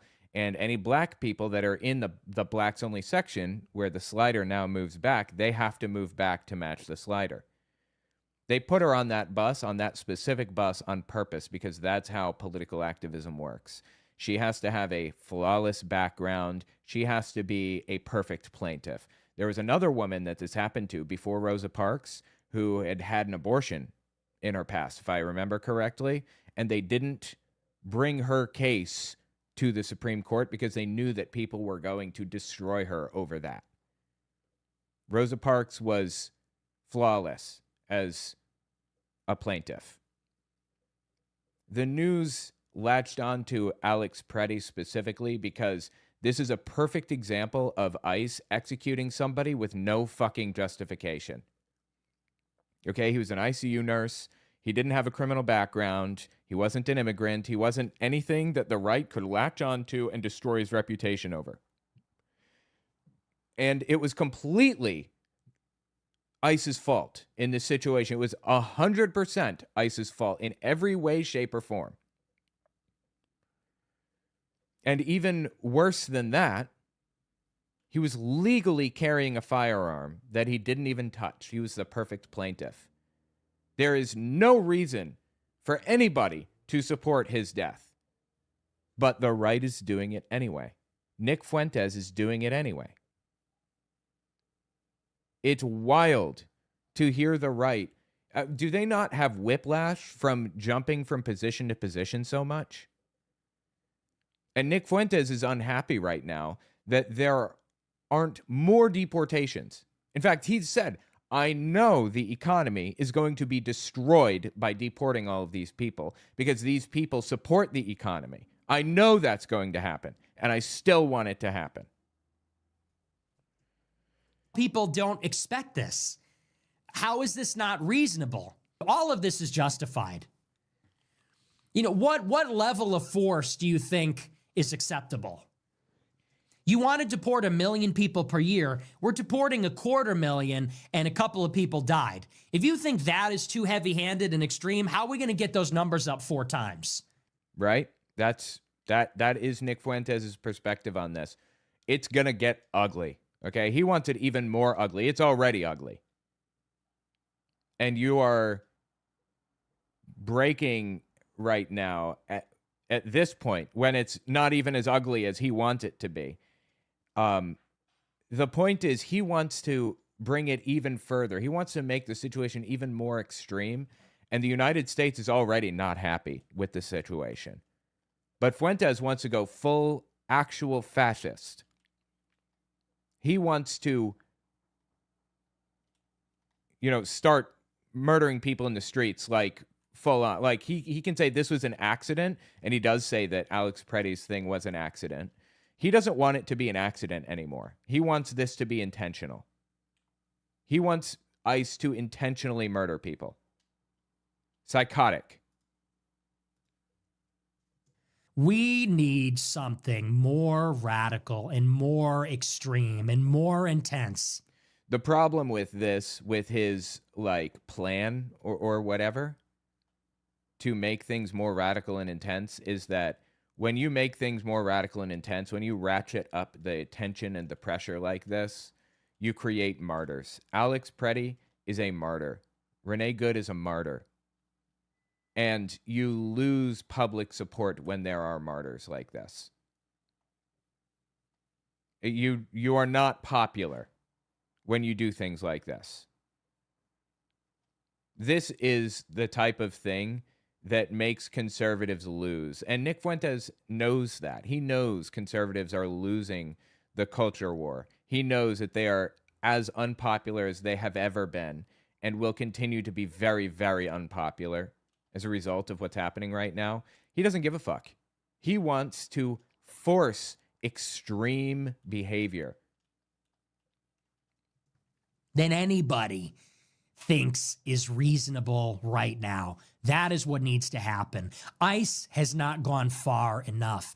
Trump and the National Guard have not gone far enough. What's the answer to Trumpism? We need to build upon Trumpism. We need to deepen it. We need to expand it. We need to make it more radical. We need somebody in 2028 that makes Donald Trump look like a fucking joke. That's the only solution. That's what makes me worried. When I see people crying about a couple of dead left-wing protesters, you are simply not prepared for what has to happen next. There needs to be a lot more.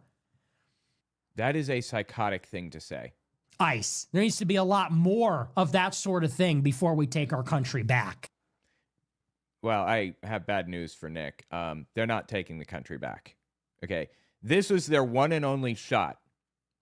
And honestly, they could have turned this into a full dictatorship.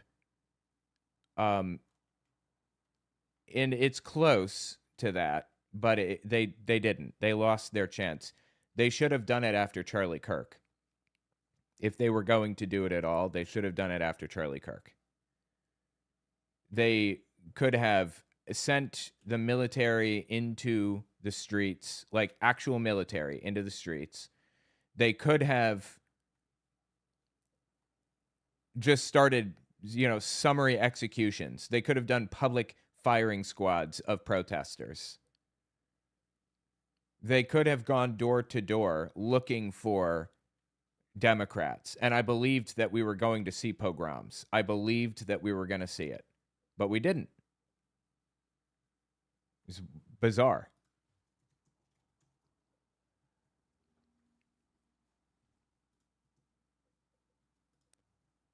Check this clip out from Nick Fuentes. I talked about it the other day, but it's worth talking about one more time since we're on the subject.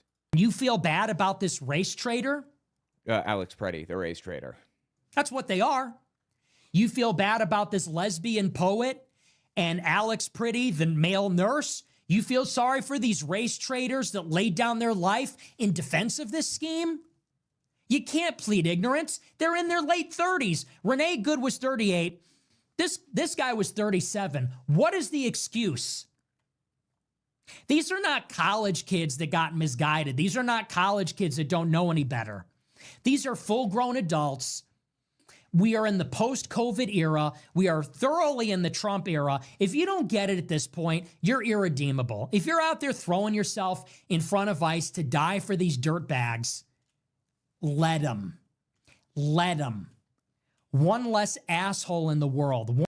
Like, you can say that all you want, but this is how you lose in the marketplace of ideas. Like, people talk about a civil war or guerrilla warfare or whatever. The reality is this does not work. The reality is guerrilla warfare only works for invading armies. It works to stop invading armies from being successful sometimes, because it makes it really hard to administrate. And it makes it so they have to put more and more and more money into administration and more resources and time and effort and everything else. But when you're dealing with trying to topple a dictatorship and turn it into a democracy again, guerrilla warfare doesn't work. You need to change the hearts and minds of the people. And we are. You know how that happens? Through martyrs. Through people dying for the cause, like Alex Preddy and Renee Good. That's how you change people's minds. And if you want to read more about this, by the way, if you're curious which books I read to give me insight into this, one of the most useful was... Wait a minute. From Dictatorship to Democracy by Gene Sharp. That was really good. How Democracies Die was pretty interesting. But From Dictatorship to Democracy was written in 2010, and it wasn't about Trump. It had nothing to do with him. He wasn't even on the stage at the time. It's about Eastern Bloc European countries that fell to dictatorship after the Soviet Union collapsed. And then the people destroyed the democracies from within. I'm sorry, destroyed the dictatorships from within and turned them into democracies. That's what that book is based on. At the end of the day, what I've come to find is that we are actually winning right now. The left is winning in America. It doesn't feel like it, but we are actually winning. And every last one of these people are fucked. They are all fucked. And if they're still in ICE, it means they don't realize how fucked they are yet. If they're in ICE right now, honestly, at this point, they should have changed their name and left the country. Because what's coming for ICE is not going to be pretty. For all of these people who are responsible, are guilty of these crimes. They are going to pay for their crimes. One less traitor in the world. That's what I say. There's no moral equivalency. People say, oh, well, you know, they're a U.S. citizen and all this kind of stuff. Well, you know, they're not acting like citizens. Anyway, Fuentes is a complete piece of shit, honestly. Disgusting. Vile shit. These people are going to be in bad shape before long. Tell me what you think in the comments. All right.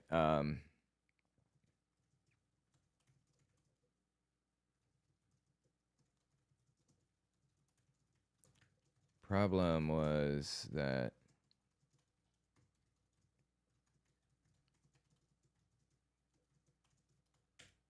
all right. Let's see here. Anything else I want to hit specifically? Oh, dude. Sometimes. I mean, speaking of Fuentes, have you heard him say this? You got to be the villain. Epstein's my boy, dude. Let's just be honest. Epstein was cool as fuck. There, I said it. What are you going to do? Go ahead, cancel me. I don't want to cancel you. I just think you're a complete piece of shit. That's all. Yeah, I said it. Jeffrey Epstein was cool as fuck. Now what? Who the fuck says this? Seriously. What? Go ahead, cancel me. Do it.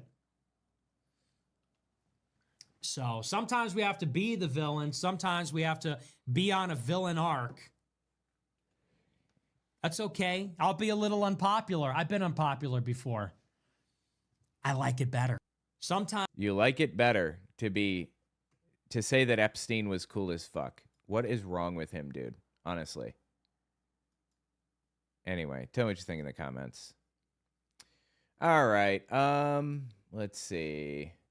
Well, I guess it's about that time. I have some other things I have to deal with today, but I guess I'll get off of here. Appreciate you guys hanging out with me. It's been fun. And I will talk to you guys